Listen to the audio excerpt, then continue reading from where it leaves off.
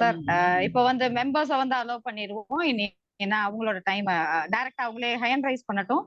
Members நீங்க hand rice பண்ணீங்கன்னா உங்களை ஓபன் பண்ணி விட்டா நீங்களே கேளுங்க. உங்களுக்கு இருக்க டவுட்ஸை நீங்க ஃபர்ஸ்ட் ராஜமூர்த்தி சாருக்கு இந்த கொஸ்டின்ஸ் போகுது. யார் ஹேண்ட் ரைஸ் பண்ணி இருக்கிறாங்கன்னு பாருங்க சார். அரவிந்த் பிள்ளை எல்லாத்தையுமே நம்ம வந்து அவங்க அன்மியூட் பண்றதுக்கு நம்ம அலோவ் பண்ணிட்டோம். நம்ம டெஸ்கோவை பொறுத்த வரைக்கும் யாரும் பெருசா வந்து டிஸ்டர்ப் பண்ண மாட்டாங்கன்னு நாங்க நினைக்கிறோம், நம்புறோம். அப்படிதான் நடக்கும். அதனால வந்து அவங்கவுங்க வந்து ஒருத்தரா கேள்வி கேட்கட்டும். இப்ப என்னன்னா ஜென்ரலா சில கேள்விகள் இருக்கு. நம்ம ஆல்ரெடி நீங்க கொடுத்த லிஸ்ட்ல சில கேள்விகள் இருக்கு. ஃபர்ஸ்ட் ஜென்ரலா கேள்வி கேட்கணும். அதுக்கப்புறம் அவங்க கேளுங்க சார். பர்சனலா கொஸ்டின் இருந்துச்சுன்னா கேட்கட்டும்னு நான் நினைக்கிறேன் சார். சார் ஃபர்ஸ்ட் கொஸ்டினே வந்து உங்களோட கொஸ்டினா இருக்கட்டும் சார். நீங்க என்கிட்ட கேட்டீங்க, சோ அந்த கொஸ்டினை நீங்க கேளுங்க சார். நம்மளோட ராஜமூர்த்தி சார் கிட்ட கேளுங்க, அவங்க பதில் சொல்லட்டும் சார். ஆமா, என்னன்னா எனக்கு என்ன ஒரு பெரிய ஒரு பிரச்சனை அப்படின்னா, நான் ப்ரொக்ராஸ்டினேஷன் தள்ளி போறதுல மிகப்பெரிய ஒரு அவார்டு குளோபல் எனக்கு தான் நீங்க கொடுக்கணும். அந்த அளவுக்கு நிறைய விஷயங்கள் நான் வந்து தள்ளி போட்டுட்டே இருக்கேன். அது வந்து பர்சனலா அபிஷியலா சில நேரங்கள்ல வந்து அது ஒரு மாதிரியா ஃபீல் பண்றேன். என்னமோ சொல்லுவாங்களே ஊருக்கெல்லாம் சொல்லிடா அப்படின்ற மாதிரி நிறைய இடத்துல நான் போய் வித்துட்டு வந்துடுறேன். ஆனா சில நேரங்கள தள்ளி போடுறத வந்து என்னால தவிர்க்க முடியல. அதை எப்படி அதுல இருந்து வெளியே வர்றது அப்படின்றது சில பாயிண்ட்ஸ் நீங்க. கண்டிப்பா சார். இது வந்து நீங்க சொல்றது வந்து ஒரு biggest challenge to many people sir, including எனக்கும் அந்த ப்ராப்ளம் வந்து இருந்தது. அதுல இருந்து நான் ஓவர் கம் பண்ணணுங்கிறத நிறைய ட்ரை பண்ணியிருக்கேன், லேர்ன் பண்ணிட்டே இருக்கேன். அதுல வந்து ரொம்ப அழகா முத்து சார் வந்து ஒரு விஷயம் சொல்லுவாரு. அதை தான் நான் இங்க ரீகால் பண்ணணும்னு நினைக்கிறேன். முத்து சார் ஒரு விஷயம் சொல்லுவாரு, நம்ம லைஃப்ல நம்ம என்ன பண்ணணும்னு நினைக்கிறோமோ அது அது வந்து சக்சஸ் ஆகுதோ ஃபெயிலியர் ஆகுதோ அதெல்லாம் ரெண்டாவது விஷயம், பண்ணிடணும் அப்படிம்பாரு. அதாவது நினைச்சிட்டே இருக்கிறதுல பெரிய விஷயம் இல்லை. நிறைய பேர் வந்து நிறைய அதாவது ஐடியாஸ் நிறைய இருக்கும் பல பேருக்கு. ஆனா அதை வந்து ஆக்ஷன்ஸ் ஆக்குறதுக்கு வந்து அவங்க தள்ளி போட்டுட்டே இருப்பாங்க. அதுக்கு ஒரு காரணம் வந்து ப்ரோகாஸ்டினேஷன் தான். பார்க்கலாம், பண்ணலாம் அப்படிங்கிற மாதிரி தள்ளி போட்டுருப்பாங்க. அப்ப நம்ம வந்து அதை தள்ளி போடுறதுல ஏதாவது ஒரு வேல்யூபிள் ரீசன் இருக்குன்னா ஓகே, அது வந்து ஓகே. பட் ஆனா அந்த மாதிரி இல்லாம சரி நம்மளால இது பண்ண முடியுமா இல்ல பின்னால பார்க்கலாம் அப்படின்னு நினைக்கும் போது அது கண்டிப்பா சரியான ஒரு விஷயமா இருக்காது. அதனால நம்ம எதையும் செயல்படுத்துறத துணிஞ்சு இறங்கிடணும் ஃபீல்டுல. ஒரு ஆண்டர்பிரினருக்கான முதல் குவாலிட்டியே வந்து அதுதான்.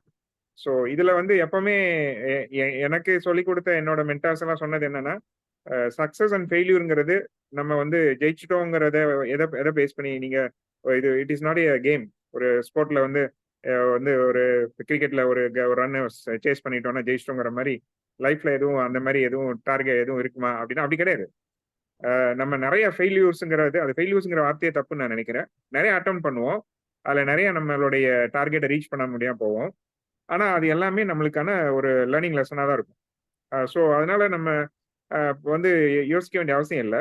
இப்ப என்னுடைய பர்சனல் எக்ஸ்பீரியன்ஸ்ல வந்து ஆரம்பத்துல நிறைய அந்த பிசினஸ் பண்ணலாம் இந்த பிசினஸ் பண்ணலாம் அப்படின்னு சொல்லி நிறையலாம் அட்டம் பண்ணியிருக்கேன். என்னோட ப்ரொஃபைல்ல நான் சொல்லும் போது அதை பத்திலாம் நம்ம வந்து நிறைய எல்லாத்தையும் சொல்ல முடியல. ஏன்னா அதெல்லாம் வந்து என்னை பொறுத்த வரைக்கும் இப்ப நான் செய்யலை. ஆனா நிறைய அட்டன் பண்ணியிருக்கேன். அதுல ஃபினான்ஷியலா பார்த்தோம்னா நிறைய செட்பேக்ஸ் ஆயிருக்கு. பட் அதை நான் ஃபெயிலியூரா எடுத்துக்கல, இன்னைக்கு வரைக்கும் எடுத்துக்கல. அது எல்லாமே தான் எனக்கு வந்து, அதாவது சொல்லுவாங்க எடிசன் வந்து 1000 டைம்ஸ் வந்து ஒரு எலக்ட்ரிசிட்டி பல்பை கண்டுபிடிக்கும் போது ட்ரை பண்ணிட்டு அதுல ஃபெயிலியர் ஆயிருப்பாரு. அப்ப அவர் சொல்லுவாராம், 1000 தடவை நான் பல்பை எப்படி செய்யக்கூடாதுன்னு தெரிஞ்சுட்டேன், இப்ப அதுக்கப்புறம் தான் எனக்கு சக்சஸ் வந்துச்சுன்னு. அது மாதிரி தான் நானும் நினைக்கிறேன். நிறைய செட்பேக்ஸ் வரும்போது இது எல்லாமே நம்மளுக்கான லேர்னிங் பாயிண்ட். நம்ம என்னெல்லாம் தப்பு பண்ணமோ அதெல்லாம் அடுத்து வரும்போது நம்ம செய்யக்கூடாது அப்படின்னு நம்மளுக்கு அது வந்து நம்மளை எஜுகேட் பண்ணுது. பட் இதுல என்ன ஒரு விஷயம்னா, நம்ம எடுக்கிற ரிஸ்க் வந்து கால்குலேட்டிவா எடுக்கணும், கண்மூடித்தனமா எடுக்கக்கூடாது. இப்ப சில பேர் வந்து அதுலதான் தப்பு பண்றாங்க. ஸோ அந்த மாதிரி இல்லாம நம்ம செயல்படுறதுக்கு திங்க் பண்ணா கரெக்டா இருக்கும். அப்படி பண்ணும்போது ப்ரோகாஸ்டினேஷன் நம்மளுக்கு வராது. ஸோ ப்ரோகாஸ்டினேஷன் வந்து சின்ன சின்ன விஷயத்துல இருந்தே நம்ம வந்து நம்ம அதை ஓவர் கம் பண்ணா நல்லா இருக்கும்னு நினைக்கிறேன். உதாரணத்துக்கு வந்து இப்ப நாளைக்கு வந்து ஏதோ ஒரு டார்கெட் பண்ணியிருக்கோம், ஒரு விஷயம் செய்யணும்னு. அதை நாளைக்கே செஞ்சுட்டோம்னா அப்படின்னா டெய்லி இப்போ ஷெடியூல்ஸ் போட்டு நம்ம பழகிட்டோம்னா ஆட்டோமேட்டிக்கா அது எல்லாமே நம்ம செஞ்சிட்டோமா அப்படின்னு டெய்லி நம்ம செக் பண்ணிட்டோம்னாலே ப்ரோகாஸ்டினேஷன் நம்மளுக்கு வராது. நம்மளுடைய கேரக்டரிஸ்டிக் பிஹேவியரே வந்து அதை வந்து நம்ம அதை ஓவர் கம் பண்ணிட்டோம்னா பெரிய பெரிய டாஸ்கையும் நம்ம ஓவர் கம் பண்ணலாம்னு நினைக்கிறேன் sir. Thank you sir, thank you very much. இது என்னோட கேள்விக்கு எனக்கான பதிலா மட்டும் எடுக்காம நிறைய பேர் என்ன மாதிரி கேள்விக்கு தயங்குற சில பேருக்கும் இது பதிலா இருக்குன்னு நான் நினைக்கிறேன். அது ரொம்ப அற்புதம். இன்னைக்கு நான் அதை வந்து முயற்சி, இந்த கேள்வி கேட்டுமே அது நான் போட்டுன்னு சொல்லிட்டு இன்னைக்கு ஒரு சின்ன விஷயம் பண்ணேன். நான் எப்பவுமே படுக்க விட்டு எழுந்த உடனே அந்த போயிட்டு பாத்ரூம்லாம் போயிட்டு வந்து தான் திருப்பி அந்த படுக்கையெல்லாம் எடுத்து வைப்பேன். இன்னைக்கு சரி வித்தியாசமா பண்ணுவேன், எடுத்து சொல்றேன் எல்லாத்தையும் எடுத்து வச்சுட்டு அப்புறம் பாத்ரூம் போனேன். அது ரொம்ப வித்தியாசமா இருந்துச்சு. எனக்கு நல்லா பரவாயில்லையா, நல்லா தானே இருக்கு அப்படின்ட்டு வித்தியாசமா இருந்தது. ரொம்ப ரொம்ப அருமை சார். செந்தில் வந்து வேற கோணத்துல சொல்லுவாரு. நான் செந்தில்கிட்ட அடுத்த கேள்வி நான் கேட்டுட்டேன். இப்ப வேற யாரும் கேள்வி கேட்டாங்களா கேட்கலாம். யார் இருக்காங்களா? சார் வணக்கம் சார்.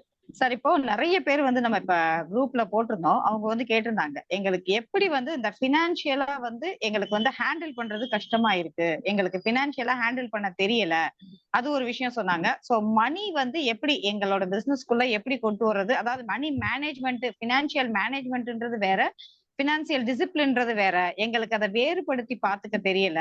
சோ நாங்க அதை எப்படி அதை வந்து இது பண்றது, நாங்க அதை எப்படி இந்த பிரச்சனையில இருந்து எப்படி ஓவர் கம் பண்றது. மணி வந்து எங்களுக்கு ஒரு பெரிய பேரியரா இருக்கு, இன்வெஸ்ட்மெண்ட் ஒரு பேரியரா இருக்கு, இந்த மாதிரி அதை போட்ட பணத்தை எப்படி எடுக்கிறதுன்னு எங்களுக்கு தெரியல. அப்புறம் வந்து ஒரு வித பயம் இருக்கு, போடுற பணம் வருமா வராதா அப்படின்ற ஒரு பயம் இருக்கு. சோ பினான்சியலா வந்து எங்களுக்கு ஒரு பெரிய ஒரு நாலேஜும் சரி, எங்களுக்கு ஒரு டிசிப்ளினும் சரி எங்களுக்கு தேவைப்படுது அப்படின்னு வந்து நிறைய மெம்பர்ஸ், ஒரு 18 to 19 மெம்பர்ஸ் வந்து அந்த கொஸ்டின்ஸ் கேட்டிருந்தாங்க. நான் இந்த கொஸ்டினை வந்து நான் செந்தில் சார் கிட்ட கேட்கணும்னா கேக்குறேன் sir. Senthil sir, are you ready? Yes madam. Thank you so much madam. கேள்விகளை தான் மேடம் நீங்க ரொம்ப கஷ்டப்பட்டு ரெடி பண்ணணும். பதில் எங்க கிட்ட ரெடிமேடா இருக்கும் மேடம். சில விஷயங்கள்லாம் அதுல ஒன்று சொல்றேன் நான். பொதுவா வந்து இன்னைக்கு பினான்சியல் டிசிப்ளின் அப்படிங்கிறது வந்து இப்ப நீங்க பீயிங் லேடி நீங்க அதை கேட்டிருந்தீங்க மேடம். ஆண்களை விட பெண்களுக்கு அதிகமா தெரியும் அப்படிங்கிறதுல வந்து எந்த மாற்று கருத்தும் கிடையாது. அதனாலதான் நிறைய நிறுவனங்கள்ல பாத்தீங்க அப்படின்னு சொன்னா ஒரு ஆணுடைய அவரால் வந்து நிறைய வந்து பிசினஸ் பண்ண முடியும். ஆனா வந்து அதே ஒரு பெண்ணுடைய ஆளுமை இருக்கும்போதுதான் வந்து அது வந்து கரெக்டா ப்ராப்பர் ஃபில்டரிங்ல போகும்னு சொல்லுவாங்க. ஸோ அந்த வகையில இதை நீங்க கேட்டிருக்கீங்கனால கண்டிப்பா இது நிறைய பேருக்கு இது பயனுள்ளதா இருக்கும்னு நினைக்கிறேன். ஸோ இதை வந்து முதல்ல வந்து பிசினஸ் ஆஸ்பெக்ட்ல பாக்குறோம் அப்படின்னு சொன்னா வந்து காசு அப்படிங்கிறது எப்பவுமே இது இஸ் கால்ட் நாமினல் அக்கௌண்ட் அப்படின்னு சொல்லுவாங்க. நாமினல் அக்கௌண்ட் ஏன்னா இந்த அக்கௌண்டிங் டேர்ம்ஸ்ல இருந்து சொன்னோம் அப்படின்னு சொன்னா 3 இதான் சொல்லுவாங்க. இந்த அதாவது என்ன சொல்ற ரியல் அக்கௌண்ட், நாமினல் அக்கௌண்ட் அப்படின்னு சொல்லி விஷயங்கள் சொல்லுவாங்க. அப்போ இந்த ரியல் அதாவது பர்சனல், ரியல் அண்ட் நாமினல், இது 3. பர்சனல்னா ஒரு தனி மனுஷனை பத்தி பேசினா பர்சனல், அசெட் அண்ட் வேல்யூ பத்தி பேசணும், அதாவது ஒரு பொருளை பத்தி பேசணும். ஒரு மொபைல் அப்படின்னு சொன்னா இது மொபைல்னா என்ன, மொபைலுங்கிறது ஒரு பொருள். அப்ப இதுக்கு வந்து அசெட் ரியல் அக்கௌண்ட் அப்படின்னு ரியலாவே பாக்குறோம் நம்ம அப்படின்னு. ஆனா நாமினல் அக்கௌண்ட் அப்படின்னு சொன்னா அதிகமான இடத்துல நீங்க நம்ம பாக்குறோம். ரெண்ட் அப்படின்னா ரெண்ட்னு ஒண்ணு கிடையாது, நம்ம கேஷை தான் கொடுத்து வாங்குறோம். ஸோ இன்ட்ரெஸ்ட்னு ஒரு பொருள் கிடையாது. எல்லாத்துலயுமே நம்ம காந்தி தாத்தா தான் சிரிக்கிறாரு. அப்போ இந்த நாமினல் அக்கௌண்ட்ல தான் நம்ம நிறைய குழப்பங்கள் ஏற்படுது. ஏன்னா நம்ம எல்லாத்தையுமே பணமா பாக்குறோம், பணமா கையாளுறோம். இந்த தொழில் அப்படின்னு வரும்போது என்ன அப்படின்னா சொன்னா எல்லாருமே தொழில் ஆரம்பிக்கும் போது என்ன யோசிக்கிறாங்க அப்படின்னு சொன்னா, அதுவும் இல்லாம இப்ப நம்மளுடைய டெட்கோ உறுப்பினர்கள் நிறைய பேர் வந்து ஒரு ஸ்டார்ட் அப்ல இருக்கிறவங்களா இருக்காங்க, இல்லைன்னா வந்து ஒரு சைடு இன்கம்கா பிசினஸ் பண்றவங்களா இருப்பாங்க, இல்ல ஒரு ஆல்ரெடி வந்து நான் வீட்டுல ஒரு பிசினஸ் பண்ணிட்டு நான் எக்ஸ்ட்ராவா ஒரு பிசினஸ் பண்றேன்னு இருக்கவங்க அப்படின்னு ஒரு பொருளாதாரத்தை மேம்படுத்துறவங்க இருக்காங்க அப்படின்னு சொன்னா இவங்களுக்கு என்ன தோணுது அப்படின்னு சொன்னா, ஏப்பா என்கிட்ட வந்து ஒரு கிரைண்டர் இருந்தா போதும்பா, நான் வந்து ஒரு மாவு ஆட்டி நான் வியாபாரம் பண்ணிடுவேன், அந்த ஒரு மாவு வியாபாரத்தை தொடங்கிடுவேன் அப்படின்னு நினைக்கிறாங்க. ஆமா இல்ல, கரெக்ட். ஒரு கிரைண்டர் இருந்தா போதும், நம்ம மாவு வியாபாரம் செஞ்சு நம்ம பண்ணிடலாம். அப்ப அந்த கிரைண்டரை எடுத்துட்டோம் அப்படின்னு சொன்னா grinder is a fixed investment. நம்ம இதை வாங்கிட்டோம். இந்த கிரைண்டர் வந்து ஒரு உதாரணத்துக்கு எனக்கு சரியா விலை தெரியல, ஒரு 20,000 ரூபாய் அப்படின்னு எடுத்துக்கோமே. ஒரு நல்ல கிரைண்டர் வந்து எடுத்துக்கிறோம். 20,000 ரூபாய்க்கு வந்து ஒரு நம்ம வந்து ஒரு கிரைண்டரை வாங்கிட்டோம். ஆனா 20,000 ரூபாய் கையில இருக்கிற காசை பூரா போட்டு நம்ம வாங்கிட்டோம் அப்படின்னு சொன்னா இன்னைக்கு நம்ம அது என்ன செய்யுது அப்படின்னு சொன்னா அதுல நம்ம மாவு ஆட்டணும் அப்படின்னு சொன்னா நமக்கு அரிசி பருப்பு வாங்க வேண்டிய கட்டாயம் இருக்கு. அப்ப அரிசி பருப்பு அப்படிங்கிறது வந்து வேரியபிள் எக்ஸ்பென்சஸ். இந்த வேரியபிள் எக்ஸ்பென்சஸ்ங்கிறது என்ன செய்யுது அப்படின்னா நாளுக்கு தகுந்த மாதிரி அதை வந்து இன்னைக்கு நிறைய ஆர்டர் இருக்கு அப்படின்னா நிறைய தயாரிக்கிறோம், இல்ல கம்மியா ஆர்டர் இருக்குன்னா கம்மியா தயாரிக்கிறோம்னா முதல்ல தயாரிச்சு மாவா கொடுக்கணும். அப்ப அரிசியை முதலீடா நம்ம வாங்கணும், பருப்பு நம்ம முதலீடு. இதுக்கு பேர் வந்து ஒரு working capital and variable expenses அப்படின்னு சொல்லுவாங்க. மூணாவதா இருக்கிறது அதாவது ஒர்க்கிங் கேபிட்டலுக்கும் வேரியபிள் எக்ஸ்பென்சஸ்க்குமே ஒரு வித்தியாசம் இருக்கு. என்னன்னா வேரியபிள் எக்ஸ்பென்சஸ்னா ஏற்படுகிற செலவுகள் எல்லாமே வேரியபிள்னா என்னன்னா இன்னைக்கு 10 கிலோ மாவு கேட்டாங்கன்னா எனக்கு எத்தனை கிலோ அரிசி எத்தனை கிலோ உளுந்து வேணுங்கிறது, இதே 100 கிலோ கேட்டாங்கன்னா எத்தனை கிலோ அரிசி எத்தனை கிலோ அப்படிங்கிறது வேரியபிள் அப்படின்பாங்க. இது ஒர்க்கிங் கேபிட்டல்லாம் என்ன அப்படின்னா, இன்னைக்கு நிறைய இந்த மாவு ஆட்டி ஒரு ஹோட்டலுக்கு கொடுக்குறாங்க. எனக்கு மாவு மட்டும் ஆட்டி நான் ஹோட்டலுக்கு கொடுக்குறேன் அப்படிங்கிறாங்க. ஹோட்டல்காரர் என்ன பண்ணுவார் அப்படின்னு சொன்னா, நாளைக்கு சாயந்தரம் காசு வாங்கிக்கோங்க நம்பர். ஏன்னா இன்னைக்கு ஆப்வியஸ்லி இன்னைக்கு தொழில வந்து ஒரு கிரெடிட் அப்படிங்கிறது ரோல் ஆன் ஆகிட்டே இருக்கு. அவர் சொல்ற ஒரு வாரத்துக்கு ஒரு தடவை காசு வாங்கிக்கோங்க பாரு. அப்ப அந்த ஒரு வாரத்துக்கு நான் ரொட்டேட் பண்ணணும் அப்படின்னு சொன்னா எனக்கு என்ன வேணும் அப்படின்னா, அந்த ஒரு வாரத்துக்கு 100 கிலோ நான் மாவு கொடுக்கறதுக்கு எனக்கு அரிசியும் பருப்பும் வேணும். ஸோ இந்த ஒரு வாரத்துக்கு வாங்குறதுக்கான 100 கிலோவுக்கான அரிசியும் பருப்பும் ஒரு தோராயமா எனக்கு ஒரு தொகை வருதுன்னா, அந்த தொகையும் இருந்தாதான் தொழிலையே தொடங்கணும். ஆனா நம்ம என்ன பண்ணிடுறோம் பெரும்பாலும், எனக்கு இனி 20,000 ரூபாய் என்கிட்ட முதலீடு இருந்தது, நான் 20,000 ரூபாய் போட்டு ஒரு கிரைண்டர் வாங்கி இல்ல 2 கிரைண்டர் வாங்கி நான் தொழில இறங்கிட்டேன் அப்படின்னு சொன்னா, முதல் நாள்ல இருந்தே நம்ம கஷ்டப்படுறோம். அப்போ அந்த பினான்சியல் பிளானிங் இங்க இருந்து ஸ்டார்ட் ஆகுது. அப்ப நம்ம என்ன பண்றோம், முதல்ல நம்மளுடைய ஒர்க்கிங் கேபிட்டல் என்ன, இந்த ஒர்க்கிங் கேபிட்டல் எப்படி தேவைப்படுது அப்படிங்கறத நம்ம முழுமையா தெரிஞ்சுதான் அதுல இறங்கணும். சரி, ஓகே. இதுல மூணாவதா ஒரு விஷயம், இன்றளவும் ஒரு பெரிய கார்ப்பரேட் அப்படின்னு சொல்லப்படுகிற நிறுவனங்களுக்கும் ஒரு சாமானியனா தொடங்குற ஒரு எஸ்எம்இ எம்எஸ்எம்இ நிறுவனம், எஸ்எம்இ வரைக்குமே இந்த பிரச்சனை இருக்கு. என்ன அப்படின்னா, ஒரு பொருளை வாங்கிட்டோம், இந்த பொருள் வாங்கினதுக்கு அப்புறம் அந்த பொருள் ஒரு 5 வருஷம் கழிச்சு அதை மாத்த வேண்டி இருக்கு, இல்ல 2 வருஷம் கழிச்சு மாத்த வேண்டி இருக்கு, ஏன் டெய்லி கூட மாத்துறதுக்கான ஒரு பொருள் வந்துட்டு இருக்கோம் அப்படின்னு சொன்னா நம்ம என்ன பண்ணிடுவோம்னா, இந்த ஒரு வாரம் கழிச்சு ஒரு மாசம் கழிச்சு மாத்துறதுக்கான தொழில் நம்ம வரும்போது இந்த பொருளை திரும்ப வாங்கணும்னா கடன் வாங்கணும்.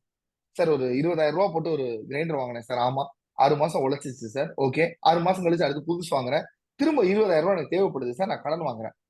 இங்க நடக்கிற தவறு என்ன அப்படின்னு பாத்தீங்கன்னா, முதல் நாள்ல இருந்து தேய்மானம் அப்படிங்கிற ஒரு விஷயம், டெப்ரிசியேஷன் சொல்லுவாங்க.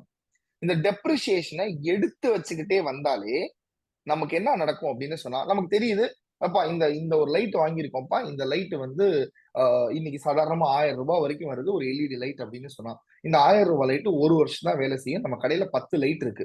அப்போ ஒரு வருடம் கழிச்சு நான் திரும்ப 10,000 ரூபாய் லைட்டுக்கு கொடுக்கணும் அப்படின்னு சொன்னா, தோராயமா 12 லைட்டுன்னு எடுத்துக்கிட்டீங்கன்னு வச்சுக்கோங்களேன், ஒவ்வொரு மாதமும் 1000 ரூபாய் டெப்ரிசியேஷனை எடுத்து வைக்கணும். உங்களுடைய ஆடிட்டரோட அக்கௌண்ட்ஸ்ல சின்ன நிறுவனமோ பெரிய நிறுவனமோ ஒரு கம்ப்யூட்டர் ஒரு லேப்டாப் வாங்கினீங்கன்னா கூட அதுல டெப்ரிசியேஷன் ஒன்ன கழிச்சு அதுக்கப்புறம் தான் உங்களுடைய ப்ராஃபிட் அப்படின்னு ஒண்ணு போட்டிருப்பாரு. ஆனா நம்ம கிட்ட கேஷ் கூட இருக்கும். ஏன் அப்படின்னா டெப்ரிசியேஷன் பேர் வச்சிருக்கோமே தவிர அதுக்குன்னு ஒரு உருவம் கிடையாது. அதுவும் காந்தி தாத்தா நோட்டு தான் என் கையில இருக்கு. நான் என்ன பண்ணிடுறேன், அதையும் கொண்டு போய், ஆமா ஆடிட்டர் வந்து சொன்னாரு எனக்கு இந்த வருஷத்தினுடைய மொத்த லாபம் 1 லட்சம்னு சொன்னாரு, 10 லட்சம்னு சொன்னாரு, ஆனா நான் எடுத்து பார்த்தா 15 லட்சம் ரூபாய் இருக்கு, ஏதோ ஒண்ணு நம்மகிட்ட காசு இருக்கே அப்படின்னு நம்ம செலவு பண்ணிட்டே போயிடும். ஆனா இதே இது ஒரு கார்பரேட் நிறுவனங்கள் என்ன பண்றாங்கன்னா, டெப்ரிசியேஷன் ஒதுக்கப்படுகிற அந்த பணத்தை இன்வெஸ்ட் பண்றாங்க. அதை ஒரு மியூச்சுவல் ஃபண்ட்ல போடுறது, அதை ஒரு ஷேர்ல இன்வெஸ்ட் பண்றது, இல்ல குறைஞ்சபட்சம் அதை ஒரு பேங்க் அக்கௌண்ட்ல அதை டெபாசிட் பண்ணி அந்த டெப்ரிசியேஷன்ல இருந்தும் ஒரு ரிட்டர்ன் ஆன் இன்வெஸ்ட்மெண்ட்டை எடுத்து 5 வருஷம் கழிச்சு மாத்தும் போது, ஏன்னா 5 வருஷம் கழிச்சு இன்னைக்கு வாங்கின பொருள் 1 லட்சம் ரூபாய்னா 5 வருஷம் கழிச்சு அது 1 லட்சம் ரூபாய் இருக்காது இல்லையா? அது 1,20,000 ரூபாய் இருக்கலாம், 1,15,000 ரூபாய் இருக்கலாம்னா இந்த வட்டியினுடைய துணையோட அந்த பொருளை திரும்ப வாங்குறாங்க. அப்போ இந்த மாதிரி ஒவ்வொரு விஷயங்களையும் நம்ம முன்கூட்டியே கணக்கு எடுத்துக்க வேண்டியதா இருக்கு. அப்போ ஒரு தொழில நம்ம தொழில் தொடங்கும் போதே நம்ம யோசிக்க வேண்டிய முதல் விஷயம் என்னன்னா, பொருளை வாங்கிட்டோம், கடைக்கெல்லாம் வாடகை கொடுத்து அட்வான்ஸ் கொடுத்துட்டோம், ஆனா எடுத்த உடனே நமக்கு லாபம் வரும் அப்படின்னு கேட்டா கேள்விதாங்க. எனக்கு ஒரு ஒரு இந்த உதாரணம் தான் ஞாபகத்துக்கு வருது. என்னோட தேனி ஈன்னு சொல்லிக்கிட்டே இருக்கேன்னு நினைக்காதீங்க. இந்த நம்ம பண்ற வியாபாரம் பலாப்பழ வியாபாரமா இருந்தா விளம்பரமே இல்லாம ஈ முக்கியம். ஆனா நம்ம பண்ற வியாபாரம் அப்படிப்பட்ட வியாபாரம் இல்ல. நம்ம ஆல்ரெடி மார்க்கெட்ல இருக்கிற 100 பேரோட சேர்ந்து போட்டியில போய் இறங்கிதான் நம்ம அதை செய்யறோம் அப்படின்னா நம்ம கிட்ட நிறைய வந்து ஃபண்ட் வேணும். எதுக்குன்னா நம்ம பிசினஸ ரீச் பண்றதுக்கு.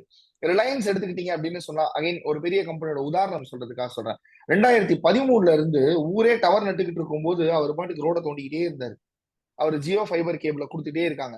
சின்னதா தோண்டி அதுல மேல வயரை வச்சுட்டு மேல வந்து இரும்பு காய்ச்சி ஊத்தி அந்த ரோட வந்து பெரிய டேமேஜ் இல்லாம கொண்டு போயிட்டே இருக்காங்க. நம்ம டெலிபோன் வயர் போகணும்னு நம்ம கேள்விப்பட்டிருப்போம். ஆனா ரோட ஜேசிபி வச்சு தோண்டி தான் நம்ம பார்த்திருக்கோம். ஆனா இவங்க அப்பெல்லாம் இல்ல. ஒரு ரோட வந்து ஒரு மரம் இருக்கிற மாதிரி ஒரு ரோட்டை மட்டும் அப்படியே அறுத்துட்டே வந்து வயரை போட்டு மூடிட்டாங்க. 2013 இருந்து 2018 வரைக்கும் கிட்டத்தட்ட ஜியோ வந்து பணமே சார்ஜ் பண்ணல. அவங்க இன்வெஸ்ட் பண்ணிக்கிட்டே தான் இருந்தாங்க. இன்வெஸ்ட்மெண்ட் 2018க்கு அப்புறம் தான் அதுல இருந்து ரிட்டர்ன் எடுக்க ஆரம்பிக்கிறாங்க.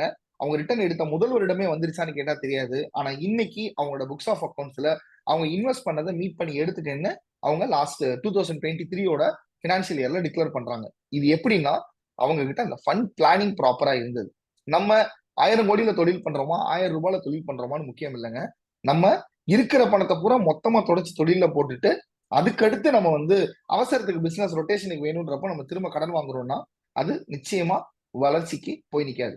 ரொம்ப முக்கியமா சொல்லுவாங்க, அந்த பிசினஸ்ல யாரெல்லாம் பிக்சட் இன்வெஸ்ட்மெண்ட்டுக்கு கடன் வாங்குறாங்களோ அவங்க எல்லாம் தொழில தப்பிச்சிடலாம்.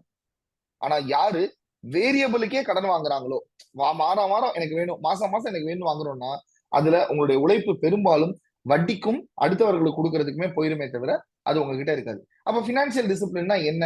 நம்ம கிட்ட இன்னைக்கு எவ்வளவு பணம் இருக்கு, அந்த பணத்துக்கு எப்படி நம்ம தொழிலை தொடங்கலாம், தொழிலை தொடங்குனதுக்கு அப்புறம் நமக்கு ஒரு பணம் வருதுன்னா அது யாருடைய பணம்? என்னுடைய பணமா, என்னுடைய லாபமா? இன்னைக்கு என்கிட்ட 1000 ரூபாய் இருக்குங்கிறக்க இந்த 1000 ரூபாய் என் காசா? இல்ல சார், நான் டெய்லி என்னோட கரண்ட்டுக்காக 100 ரூபாய் எடுத்து வச்சே ஆகணும். முதல் நாள்ல இருந்து அந்த 100 ரூபாய் எடுத்து வச்சுட்டே வந்துட்டா மாச கடைசியில 3000 ரூபாய் கட்டுறது பெருசா தெரியாது. ஒரு நிறுவனத்துல 5 லட்சம் ரூபாய் மாத சம்பளம் கொடுக்கணும், 5 லட்சம் ரூபாய் இந்த 6 லட்சம் ரூபாய் கொடுக்கணும் மாத சம்பளம். அவர் நிறுவனத்துல என்ன பண்ணாரு, ஒவ்வொரு தடவையும் மாச கடைசியில வந்து சார் 5 லட்சம் ரூபாய் பெற்றது கஷ்டமா இருக்கு, 5 லட்சம் ரூபாய் பெற்றது கஷ்டமா இருக்கு அப்படின்னு சொல்லிட்டே இருப்பாரு. அவருக்கு சொன்ன ஒரே ஒரு சின்ன விஷயம் என்னன்னா, சார் உங்களுக்கு 30 நாள் கழிச்சு உங்களுக்கு 5 லட்சம் ரூபாய் 6 லட்சம் ரூபாய் தேவைன்னு உங்களுக்கே தெரியுது இல்ல சார்? ஆமா சார் தெரியுது. எத்தனை பேர் வேலை பாக்குறாங்க நமக்கே தெரியுது. 6 லட்சம் ரூபாய் தேவைன்னா டெய்லி 20,000 ரூபாய் உங்களுடைய எவ்வளவு சேல்ஸ் நடந்தாலும் இந்த 20,000 ரூபாய் எடுத்து ஒரு அக்கௌண்ட்ல போட்டுட்டே வாங்க. ஏன்னா நீங்க சம்பளத்தை நீங்க தவிர்க்கவே முடியாது. தேதியான சம்பளம் கொடுத்தாகணும், தேதியான கரண்ட் பில்லு கட்டி ஆகணும். கரண்ட் பில் எவ்வளவு வருது சார்? 1,50,000 லட்சம் ரூபாய் வருது. அப்ப மாசம் 5,000 ரூபாய் எடுத்து வைங்க, டெய்லி 5,000 ரூபாய் எடுத்து வைங்க. அப்ப டெய்லி 5,000 ரூபாய் இதை எடுத்து வச்சுக்கிட்டே வந்தாருன்னா ஆட்டோமேட்டிக்கா மாச கடைசியில நமக்கு ஒரு விஷயம் இருக்கும். அப்போ நமக்கு நாளைக்கு தள்ளி போடுற மாதிரி, இப்போ தள்ளி போறதை பத்தி பேசியிருந்தோம், ப்ரொகாஸ்டினேஷன் பத்தி. ப்ரொகாஸ்டினேஷன்னா என்னன்னு எனக்கு டக்குன்னு தெரியல, நான் என்னடா இது பெரிய வார்த்தையா இருக்கு, ஒரு ஆங்கில வார்த்தையா இருக்கு, நம்ம படிச்சு வந்ததுல இந்த வார்த்தை தெரியல அப்படின்னு டக்குன்னு கூகுள்ல சர்ச் பண்ணேன், நான் தெரிஞ்ச மாதிரி காட்டிக்கணும் இல்லையா? தள்ளி போடுதல். எதை எடுத்தாலுமே நம்ம அப்புறம் பண்ணிக்கலாம், இதுதானே சின்ன விஷயத்துல அப்புறம் பாத்துக்கலாம், 1000 ரூபாய் தானே மாச கடைசியில தேத்திக்கலாம் அப்படின்னு நம்ம 10,000 ரூபாயை தள்ளி போடும்போது அது 10,000 ரூபாய் வந்து நிக்குது. அது நம்மளால ஹேண்டில் பண்ண முடியாம போயிருது. அப்ப நம்ம பண்ண வேண்டிய விஷயம், நம்ம கிட்ட எவ்வளவு பணம் இருந்தாலும் இதுல ஏன் பணம் எவ்வளவுன்றத நம்ம பிரிச்சு பார்க்க தெரியணும். அடுத்தவங்க காசு என்கிட்ட இருக்கு, ஒரு நாளைக்கு வாங்கிக்கிறேன்னு கொடுத்துருக்காரு, இல்ல நான் பார்ட்டிக்கு கொடுக்க வேண்டிய காசா இருக்கு, இல்ல சப்ளையருக்கு கொடுக்க வேண்டிய காசா இருக்கு, கரண்ட் பில்லு கட்ட வேண்டிய காசா இருக்குன்னா இதை முறையா பிரிச்சு பார்த்து அந்த பணத்தை எடுத்து வச்சிட்டோம் அப்படின்னு சொன்னா அதுவே ஆட்டோமேட்டிக்கா ஒரு போயிடும். ஒரே ஒரு பர்சனல் ஷேரிங். என்னுடைய நண்பர் திரு அருண் அப்படின்னு சொல்லி ஒருத்தர் இருக்காரு, என்னுடைய நண்பர் கம் சகோதரர் அப்படின்னு சொல்லக்கூடியவர். நானும் அவரு +1 படிக்கிறப்ப இருந்து க்ளோஸ் ஃப்ரெண்ட்ஸ். ஸோ அவர்கிட்ட அவர் பர்ஸ் என்ன பண்ணுவார் அப்படின்னு சொன்னா பர்ஸ்ல காசை பிரிச்சு வச்சிருப்பாரு.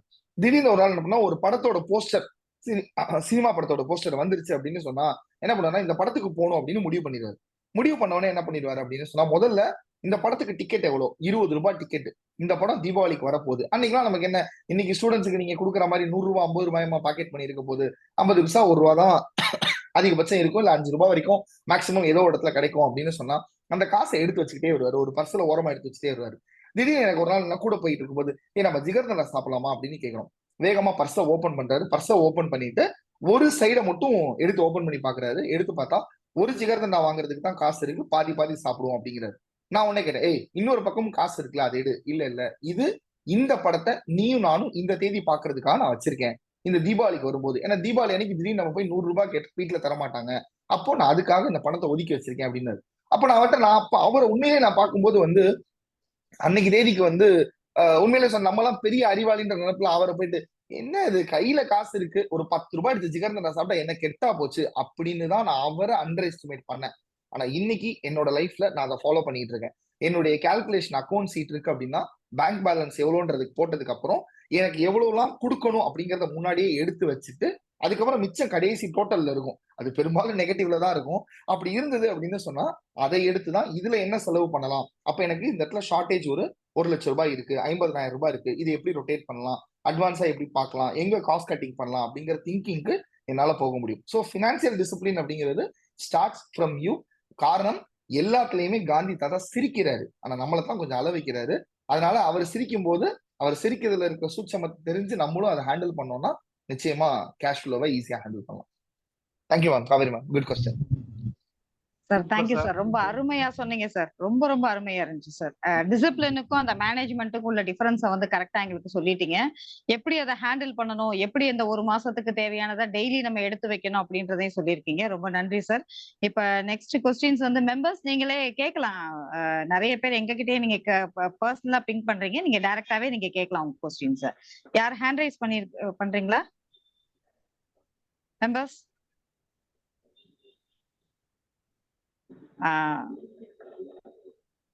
சார், இப்போ நான் ராஜமூர்த்தி சார் கிட்ட கேக்குறேன். நிறைய பேர் கேட்டிருக்கிறாங்க. எங்களுக்கு வந்து எல்லாமே தெரியுது, ஆனா எங்களுக்கு ஸ்டார்ட் பண்றதுல ஒரு பெரிய ட்ரபிள் இருக்கு. அத நாங்க எப்படி அதை ஓவர் கம் பண்றது? எங்களுக்கு ஒரு ஸ்டார்டிங் ட்ரபிள் இருக்கு. சோ இது போக வந்து எங்களுக்கு நிறைய ஐடியாஸ் வருது. இன்னைக்கு ஒரு ஐடியா வருது, நான் சாயந்தரம் பார்த்தா இத காட்டிலும் இதை பெட்டரா வித்தா நல்லா இருக்குமோ அப்படின்ற மாதிரியான அந்த மாதிரியான ஒரு தாட் வருது. சோ நிறைய ஐடியாஸ், டூ மெனி ஐடியாஸும் எங்களுக்கு வந்து வந்துட்டு இருக்கு. அதை நாங்க எப்படி அவாய்ட் பண்றது? எங்களுக்கு ஒரு ஸ்டார்டிங் ட்ரபிள் இருக்கு. சோ நாங்க அதை எப்படி ஓவர் கம் பண்றது? சோ இந்த கொஸ்டின்ஸ்க்கு நீங்க கொஞ்சம் ரிப்ளை பண்ணுங்க sir. Okay ma'am, thank you ma'am.